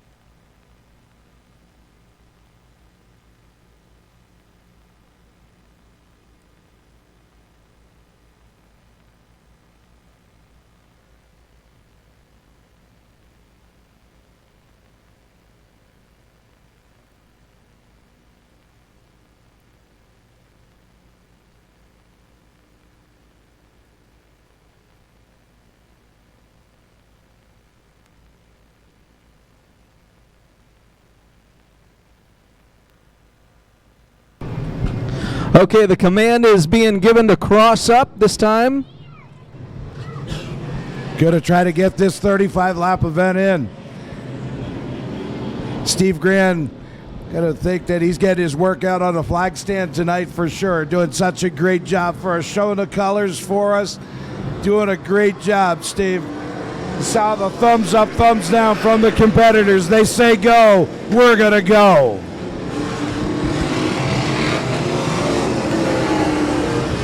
McGee Toyota pace car is now off as they head towards the 603 Metalworks and Collision restart zone. Sonhalter on the inside.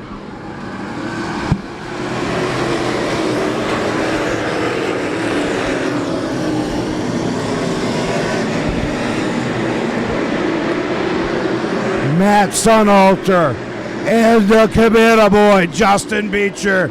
Door handle, the door handle. Sonhalter's got the advantage. Greenwood and Baruso.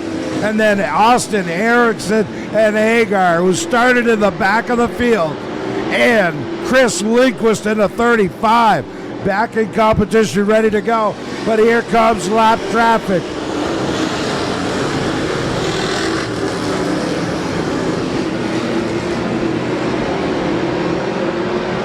Leaders clear the lap traffic right now.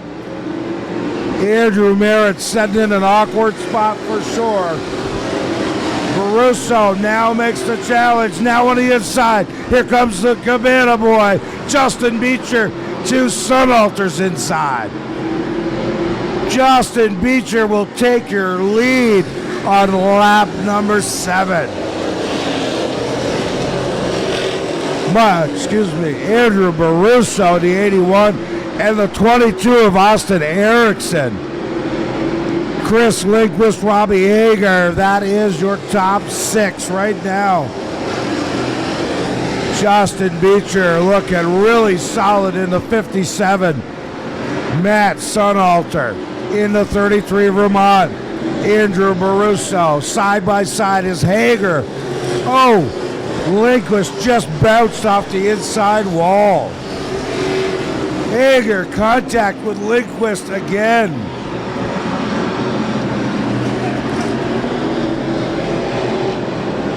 Battling for 7th is Lindquist and Hager. Not willing to give either one of them themselves an inch. Andrew Baruso now challenges, hangs it in, tight in the corner, comes off in position number 2 out of turn number 4. Here comes Austin Erickson.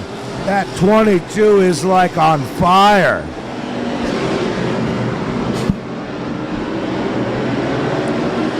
Caution, out on the speedway, Trevor Rock off turn number 2. Trevor Rock finds himself up in the outer parts of turn number 2, bringing along caution number 4. 11 laps in now. 11 laps in on a 35-lap race. Extra distance due to the car count. Unfortunately, we've lost some of those cars that were in the field earlier. Rock getting assistance with a push. A 37 of Andrew Merrick going to take that Merrick Family Racing 37 off the track. I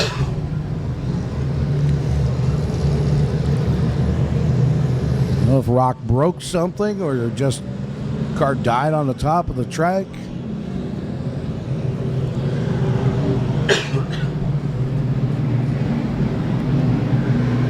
David Greenslet in the 20 car.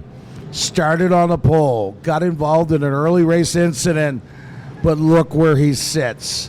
Sits there hanging in the balance, waiting for this to go. Quite a battle going on between the 91 of Robert Hagar and the 35 of Chris Lindquist. They had some heavy contact with each other, and neither one of those cats will give an inch for sure. Yeah, some of these fast cars have found their way back up into the top 10 and are definitely going to play a role in the second half of this race. Justin Beecher. Man, this guy is so fun to talk to. I've had many inquisitions and just shooting the breeze with that cat. He is so funny. Johnny Espernette has nicknamed him the Cabana Boy, and if you see him when he crawls out, he's going to try to get to victory lane for sure. Justin's just an awesome cat. All right, here we go. We're trying to double him up. Restart lap number 11. 11 of 35. Baruso and them look like they're going to try to rough the back bumper of the McGee Toyota Claremont Camry pace car.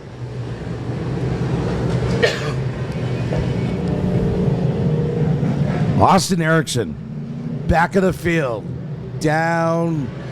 He is just a crafty racer. Coming to the restart zone, Beecher and Baruso.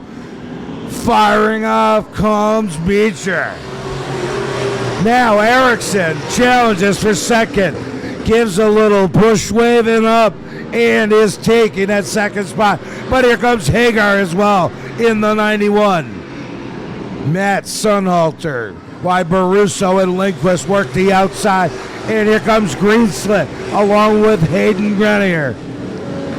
Mike Williams in the 07. These cats are looking super racy. Erickson does a little wiggle, trying to put the power on. That's the 22 to the back of the 57 of Beecher. Hagar looking to make his presence there. Robert Hagar. Lots and lots of laps here at the Claremont Motorsports Park.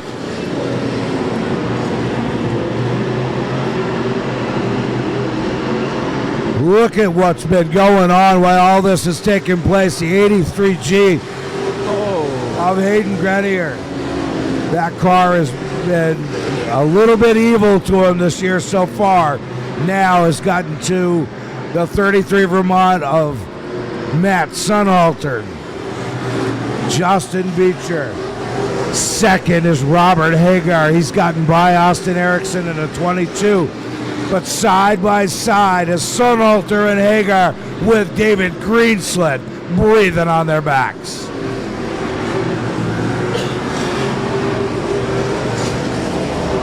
David Greenslet started on the pole. That cat is smooth as glass behind the wheel.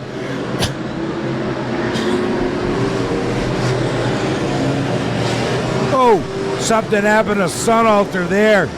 Cars are collecting on the inside, getting by him.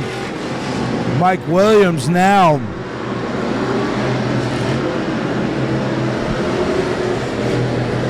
David Greenslet has worked his way back. He is in 6th. Chris Lindquist in 7th.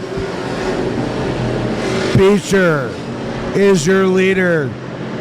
Still trying to navigate coming up on lap traffic coming out of turns 1 and 2. The 22 of Erickson, something has apparently slowed his tire up.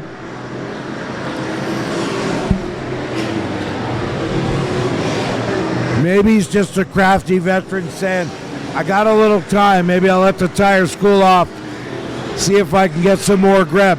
Hagar's going to challenge Beecher for the lead. He's been working that inside, outside. He's got a mirror full of, Justin Beecher does, of Robert Hagar.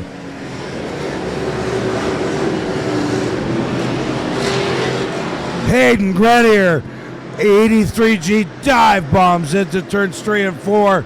Comes across the stripe, this time by with position number 4.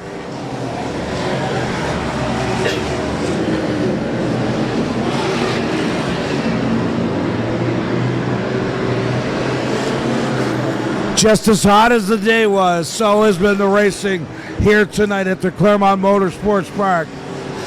Justin Beecher is still your leader. Robert Hagar sets in 2nd. Austin Erickson, and then the young lad, former mini stock champion in the 83G, Hayden Grenier. Now Greenslet and Baruso for the next spot. 81 to the inside, to 20 to the outside.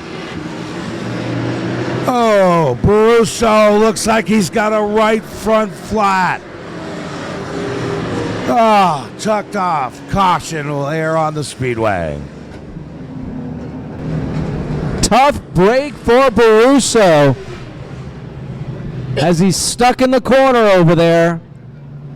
Not sure, Kev, if he cut a tire or what happened. He and David Greenslet were working each other pretty tight. Greenslet's got some right front, it looks like, rub on there. Baruso was doing so well, too, staying out in front, just trying to hang on in the top 5. It's been a long race. It's been a really long race. We still have a couple of laps to go. It was announced as a 35-lap event, right now as a 32, so we'll see what ends up happening.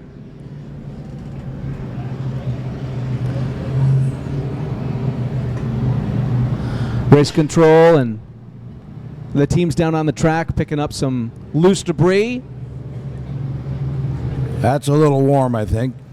Yeah, I think so too, yeah. I definitely would grab a pair of gloves or something because that did not look good. Youch.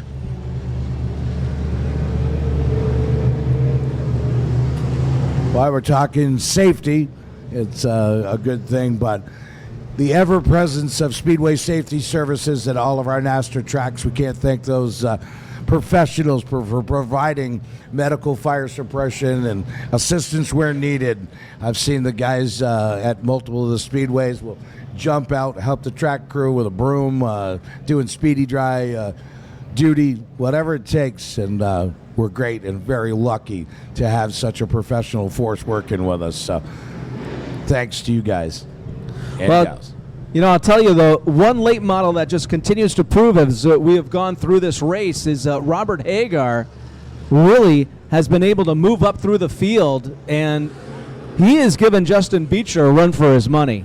I mean, he really is. So we're going to keep an eye on that 91, and of course, Justin Beecher in the 57 when we get to the restart in just a bit.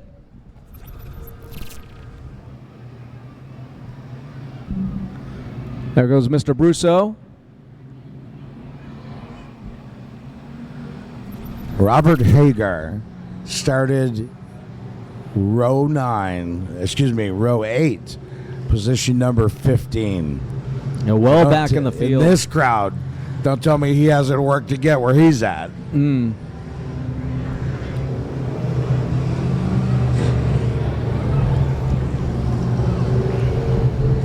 Also, I gotta say, Austin Erickson has done a really good job getting up into the front, into the top three. He's third right now. He has also done a really good job just holding on, and that's that's the name of the game. You get to these long races with all these cautions, holding on to the end. Give yourself a chance at the end when there's 2 laps to go. And Erickson started position 18. Wow, so Hagar and Erickson well back in the field when we started this race, about 50 minutes ago.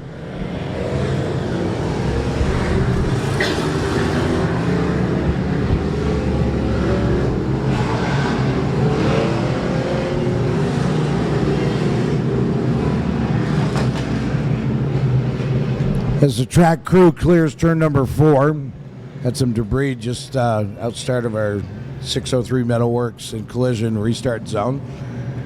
All right, we're going to try to finish this one, Kev. Everyone cross your fingers, cross your toes, cross whatever you have, because the cross flags are up. We're doubled up and ready to go. Hager's going to look to the outside for sure. Beecher in the hot spot. Erickson, the 22, but Hayden Grenier in that 83. He's a tiger by the tail, ready to make victory lane if he can. We come to the restart zone. Beecher's going to lead him. Jet got the green. Hagar slid it to the, oh no. 73 of Dennis Greenwood. Heavy impact damage to that car. Really bad. Very, very bad.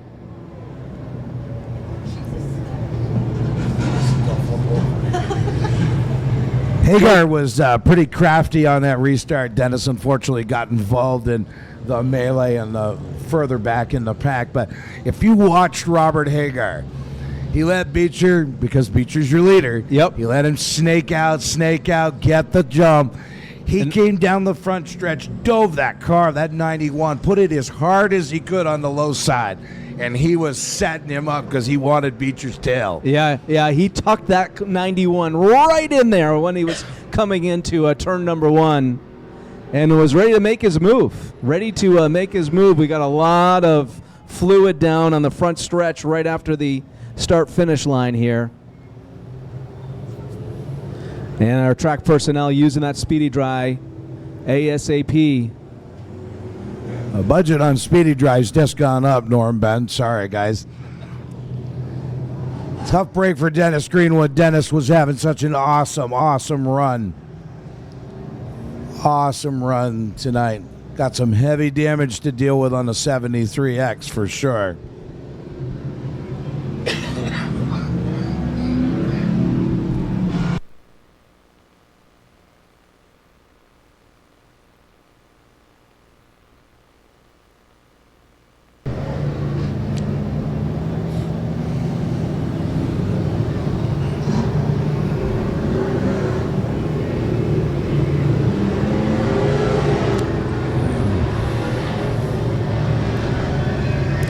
Dennis is giving all the track safety people the thumbs up that he is okay. The folks from A Plus Towing, are working to get this 73X up. And we'll head that back to the paddock area. Wanted to say a special shout out. Kevin, I don't know, and I know you've worked side by side with him before, but John Spence, a good friend of ours, been on the mic for a long time doing short track racing at its finest. I watched the broadcast from Nastrovision from Seekonk the other night, and Spence was back on the mic in the booth doing the Smack Tour race. So, oh, that's great. Awesome. Yeah, because they had a bit modified event there, and that was wonderful. Wonderful to see. I thought I saw his name as one of the voices up in the tower there over at Seekonk. What a crew down there. Ben Dodge, Pete Falcone, Kevin Boucher. Those guys are just all the top players in the game for sure. Kevin has been a track announcer at Seekonk Speedway for years. If you ever have an advantage and you're down in that area, they call it the Cement Palace, and they call it that for a reason. But it's a beautiful facility. Beautiful facility, Seekonk Speedway. Got a lot of hands down there working this track and making sure that the front stretch here, just after our start-finish line, will be race ready, and you can see how far back the fluid goes.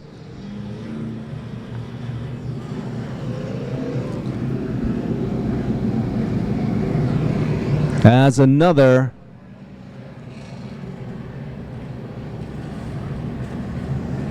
late model gets hauled off into the pit area. Well, we started the evening off with 25, Randy. 1, 2, 3, 9, 10, 11, 12, 13, 14. And most of them are still out with us. I counted 18. But this has been a rough race. Well, you know, you look at the 45 of J.D. Stockwell. J.D.'s out here running this race, running. He's got to scramble back, get out of that car, jump out of the green car, jump into C.J. Johnson's 95 because he wanted to participate in the Cody LaFont Memorial Pure Stock races. And that's just because that kid has such a passion for this sport. Yeah, talk about a big change. I mean, rear-wheel drive, hello for an hour. Hello, front-wheel drive, and that's how it's going to be for 24 laps coming up after this race here at Claremont. Andrew's got the hood off the 81, maybe having some temp issues or something going on with that as well, causing him to bring out the caution here. And then we're now under caution for the incident where contact with Dennis Greenwood. That's a pretty heavy solid hit into this race just passed 45 minutes. 45 minutes from our first green flag.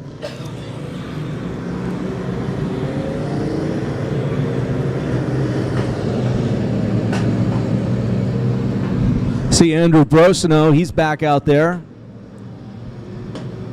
Was able to make the fixes that he needed in that 81 machine. All right, the cars are driving through the speedy dry.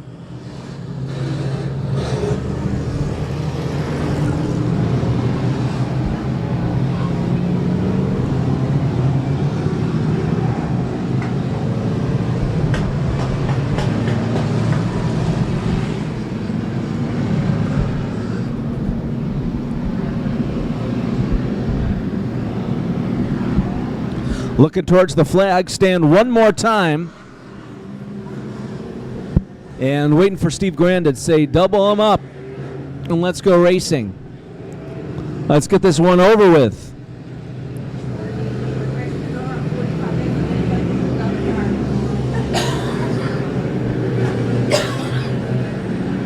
Steve's got the flags in his hand.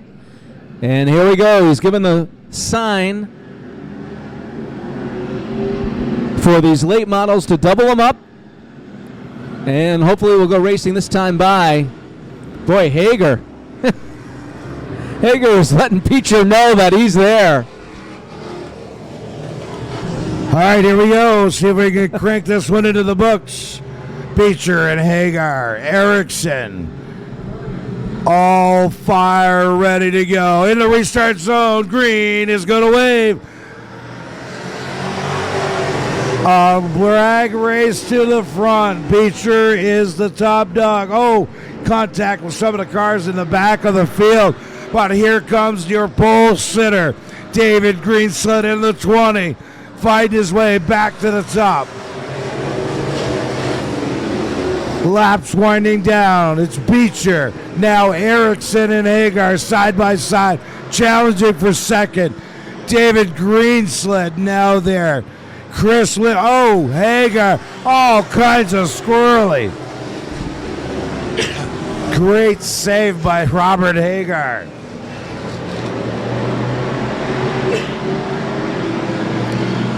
Also a great checkup by the 35 of Chris Lindquist. Beecher now on lap, coming to lap 29. Beecher, Erickson, Greenslett for third. Hagar. Chris Lindquist into 35, and then Mike Williams doing a great job in the 07. Hagar refires the 91, setting in fourth spot. Trying to get back to Greenslett. Does Austin Erickson. Oh, the 45 of J.D. Stockwell heads to the pits.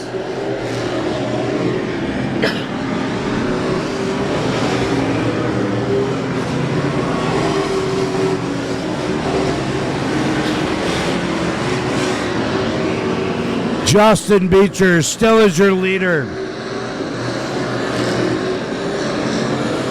Followed by Austin Erickson in a 22. David Greenslett, Robert Hagar, Chris Lindquist.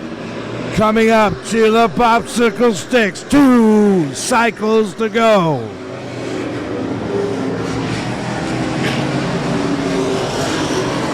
They get by the lap traffic.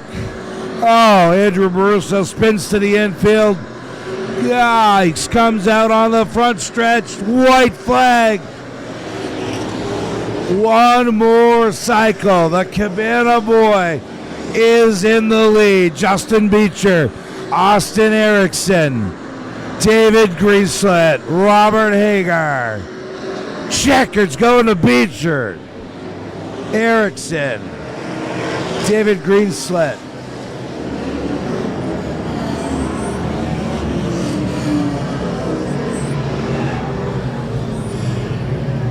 Wow, we got it done, folks. Victory lane goes to the Cabana boy, Justin Beecher. Austin Erickson starts back of the field. David Greenslett is your podium finisher. Got in an early race incident and worked his tail off to get back up to the top spot and finish here at the Claremont Motorsports Park in third spot. We'll send it to victory lane here in just a moment. We're going to get Justin into the right spot, and we'll send it down to Kevin Bazan. Yeah, we keep the show going along. He deserves the checkered flag. That's definitely for sure.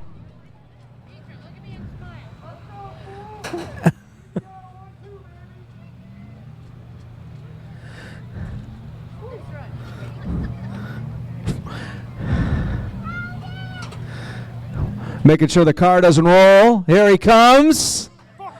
Yeah, he's got the checkered flag here tonight. Billerica, Massachusetts. Justin Beecher is your winner of the Artie Hinckley Late Models. Boy, what a marathon, man. How about that? That was a long race. There was a lot of chaos in that race. Holy hell. Car was stupid tight the entire run. I was just trying to hug the bottom. I had really good drive off, but finally got a win here at Claremont. It's been a while. I've been waiting for this, so I'm very excited. I got to thank everyone that helps out. My dad, big time. Danny Massa, Firecracker, George Baldwin. My sponsors, Dempsey Roofing, Morton's Buildings, Pool Designs, and D&O Auto. Hey, you come from a long ways away. We appreciate you coming here to race with us tonight. You're going to help us make someone really rich here tonight as well. Put some cash. $381 for our 50-50 here tonight. Read off the number, please. I can't read. Oh, no. See, hold on. 6380786. 0786, the last four. 0786, the last four numbers. Justin Beecher in victory lane here tonight. Come on over. We'll get the second place and the third place.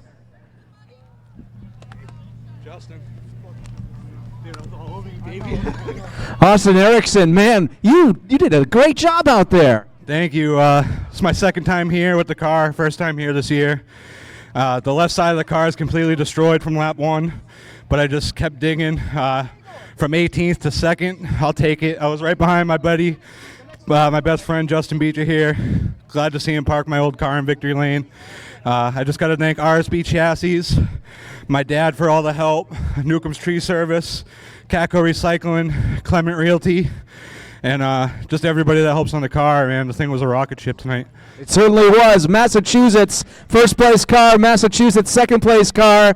But New Hampshire in third place. You had quite the adventure, Mr. Greenslit. Yeah, I don't know what was going on there early in the race. I guess he wanted more real estate than he needed and dumped me in front of the whole field. But feel bad for some of the guys that got torn up there. And Austin messaged me earlier today, and he goes, it's going to be Justin, me, and you, and who cares what order, but we're going to do it. So I drove the wheels off it to get back up here, and car doesn't look so pretty, but we got there. Yeah, top three finish, number 3 tonight here for David Greenslit. Congratulations. Quickly, who helps you? I got to thank Vermont Custom Cabinetry, LaFont Motorsports. Usually I have my car in front of me, so 360 Design, Rocky Branch, Harpoon UFO, everybody. I know I'm missing a bunch, but I'm worn out. I know you are. You did a great job tonight. David Greenslit, third here tonight in the Ari Hinckley late models. We've got one more race, and it's a special one. It's our second half. The Cody LaFont Pure Stocks coming up. The LaValley Building Supply Pure Stocks. We're going to race for 24 laps, and then we have a fireworks show from Noise R Us right here at Claremont Motorsports Park. Don't you go away. Great job as always, Kevin. Thank you for doing Victory Lane. We have feature number 2 in the pit area, staged and ready as we finish up Victory Lane for the R.E. Hinckley late model division tonight here at the Claremont Motorsports Park. We thank you folks for hanging with us. It's been a great show. It's been a good time. And now the inversion from the first feature now will be set the stage. We have 20 competitors looking for victory lane in the Cody LaFont Memorial Pure Stock LaValley Building Supply Pure Stock race.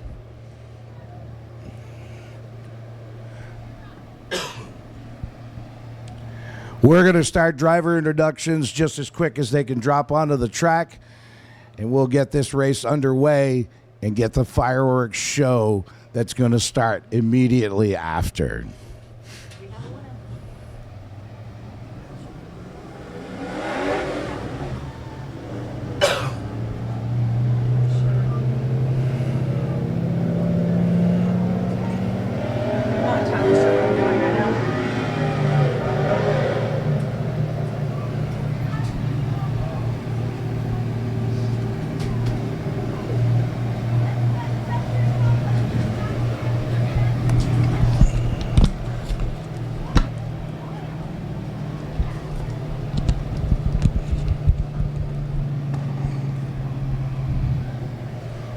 Looks like A-Plus Towing is going to have to do a little assist for Mr. Greenslit, get him refired, get him back into the pit area.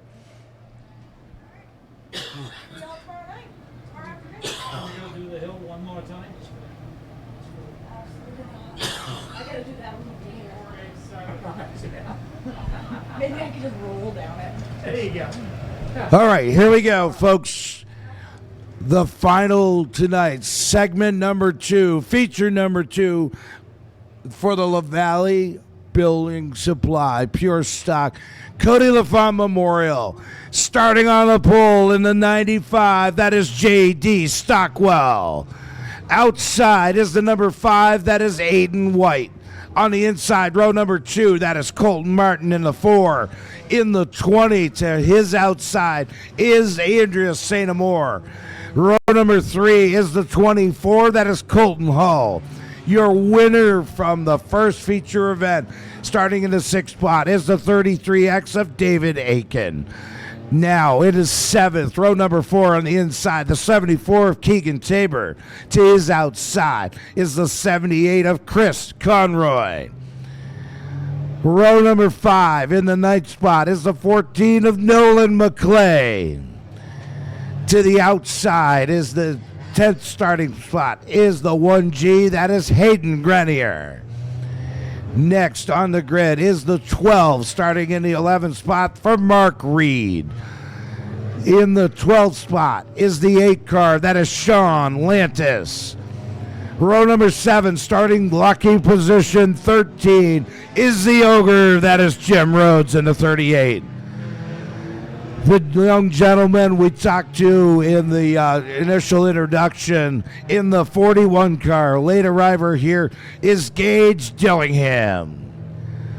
In the 15th spot is the 11 of Tim Taft. In the 16th spot is the 76 of Zachary Cooper. Jake Snide will take position number 17. To his outside in the 07, it's Chloe Zulo. And starting in the 19th spot, we have scheduled the 43 of Chris Bingham. It does not look like Chris is going to rejoin us tonight. Had a tough break for our former track champion who couldn't compete with us tonight to finish it off, and that would have been Chris Chambers. Had a engine failure that was not to his liking for sure. We're set, we're ready. Lineup is in spot. We're ready to go.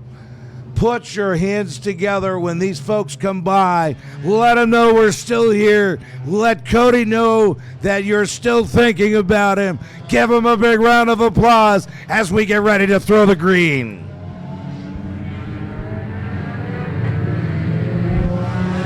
Lights out on the pace car from McGee Toyota of Claremont.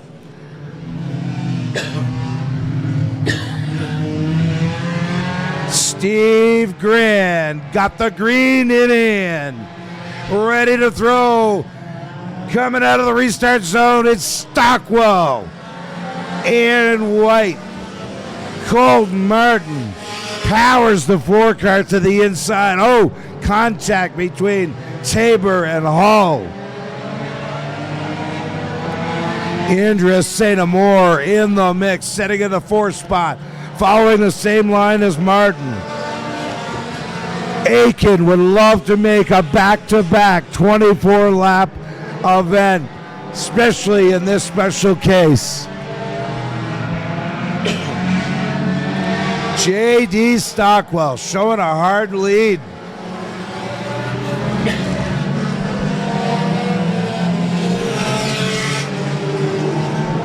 J.D. Stockwell in the 95.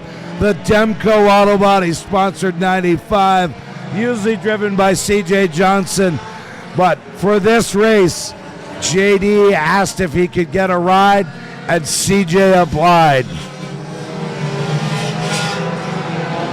Former track champion at the Monadnock Speedway, a longtime competitor here at a Pure Stock, just loves the front wheel drives. The leaders try to get around lap traffic as they come out of turn number 2.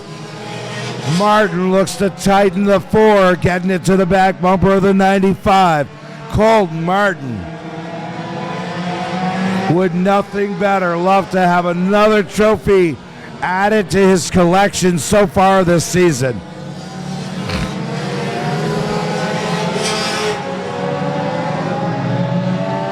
Battle ensues further between Aiken and Hall. Also involved in that is Nolan McClay in the 14th. That is position 5 back, 5, 6, 7. McClay looking really racy, trying to get under with the 14, under the 24 of Hall.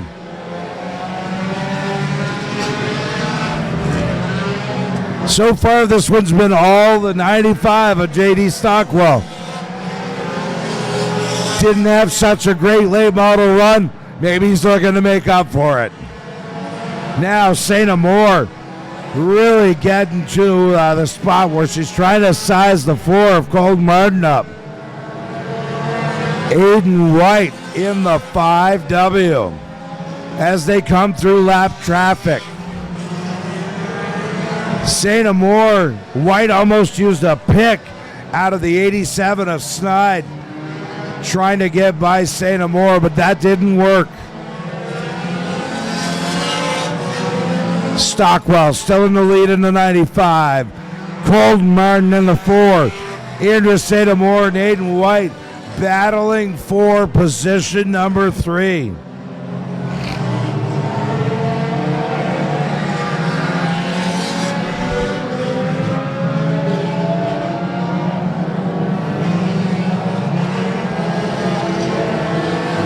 We are approaching halfway, and Stockwell has not let off the fuel so far. Battle ensuing further back in the field for second, third, fourth. Martin has the second spot. St. Amour's trying to get it from him. And then Aiden White in the 5. Challenge now, coming to the stripe, coming down into turns 3 and 4. St. Amour keeps peeking. She's trying to get to the low line. Martin still trying to hold his own in the 4. St. Amour and Martin now come into lap traffic. Snide stays to the bottom. Aiden White sees that as an opportunity. Tries to get by the 20 of St. Amour.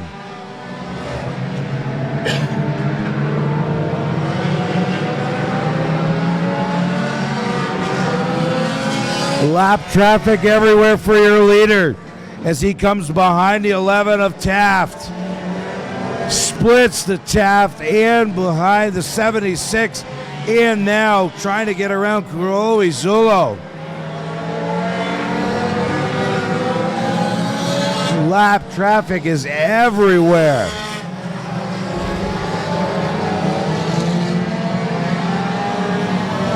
This could really affect the outcome. We've seen it multiple times at multiple spots. Leaders now being able to clear that traffic. That's given JD about a 12 car advantage right now, lead over Colton Martin, Andrea St. Amour, and then Aiden White.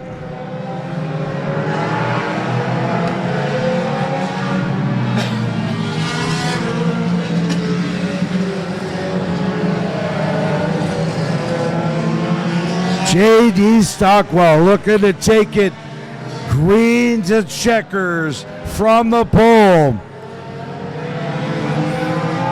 I think CJ's going to keep him in that car if he runs it this well. CJ may be going from driver to owner. Aiden White now dives to the inside and is trapping Colton Martin up on the high side. Oh no! Wow. Just got through, but that worked to White's advantage. White's now in a second spot. Colton Martin back to 4th. Here comes the hard charger of the 14 of Nolan McClay. And featured number 1 winner, David Aiken.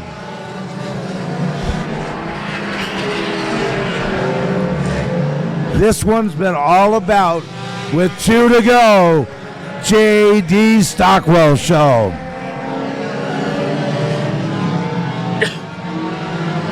Aiden White in the 5W. What a great solid run for a young competitor. Andrew St. Amour in 3rd. Colton Martin in 4th. Battle for 5th is now between Aiken and Nolan McClay. And Cody Hall is in there. Excuse me, Colton Hall. One more circuit. One more time. Checker's gonna fly. It's J.D. Stockwell. Aiden White, Andrea St. Amore, Colton Martin, Nolan McClay, David Aiken, Colton Hull, and Keegan Tabor. Wow, what a run.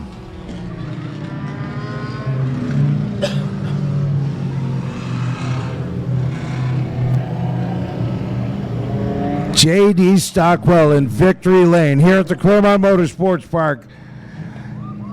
What a great job. Jumps out of the rear-wheel drive late model, jumps into the 95. He'd never wheeled this car before this afternoon's practice. I can bet C.J. Johnson's going to have a smile from ear to ear seeing that car in Victory Lane. But hats off to all of our competitors. Thank you very much for all the participants in the Cody LaFont Memorial Race here at the Claremont Motorsports Park.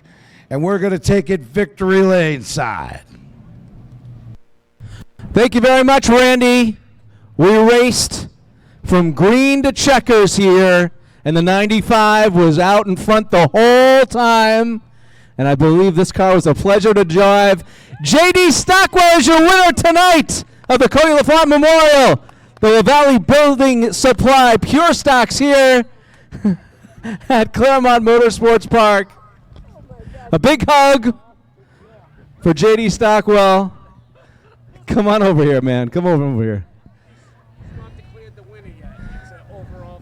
Oh, it's an overall finish. Yeah, he won this one, so it's an overall finish. But hey, man, from green to checkers, you were out in front. You like this car, don't you? Yeah, I guess you could say I like it after that. I would imagine so. I would imagine so. So, you were in that super long race right before this one. What were you thinking getting out of that car, coming into this car? I was thinking let's not carry that over. Very, very good. That's a good answer. Good answer. Who are you thinking here tonight? Doug from Doug's Auto Body, Pioneer Valley Tire, the Steel Shed, or not Pioneer Valley Tire, but the Steel Shed, my mom, my dad, CJ. What are his sponsors? Buffum Auto Parts, Jack's Hometown Hardwares, Demco, Laser Automotive, LeBlanc's Custom Vinyls. That's all I see. All right, well, that's a pretty good job. Winner of race number 2, J.D. Stockwell, ladies and gentlemen. Do we have our second place, Aiden? Hey, man, some racing happened over there. Something like that, I guess. Yeah. How you doing? Pretty good. Had a rough start, but I fought my way back up, so went well. Very good. Hey, you were out there. It was a fast car. Who helped you out? All the people behind me over here and all the sponsors on my car. I forgot all of them, but yep, I just appreciate them. And yeah. All right, hometown guy, Aiden White coming in second place here. And she came in third in the race earlier. She came in third in this 24-lap event. Andrea, nice job. Thank you. Definitely the first feature, I didn't think I had anything for him, but I can't thank these guys enough. Cody, my dad, Philip, Mercedes' dad, and Mercedes. I could not do it without them.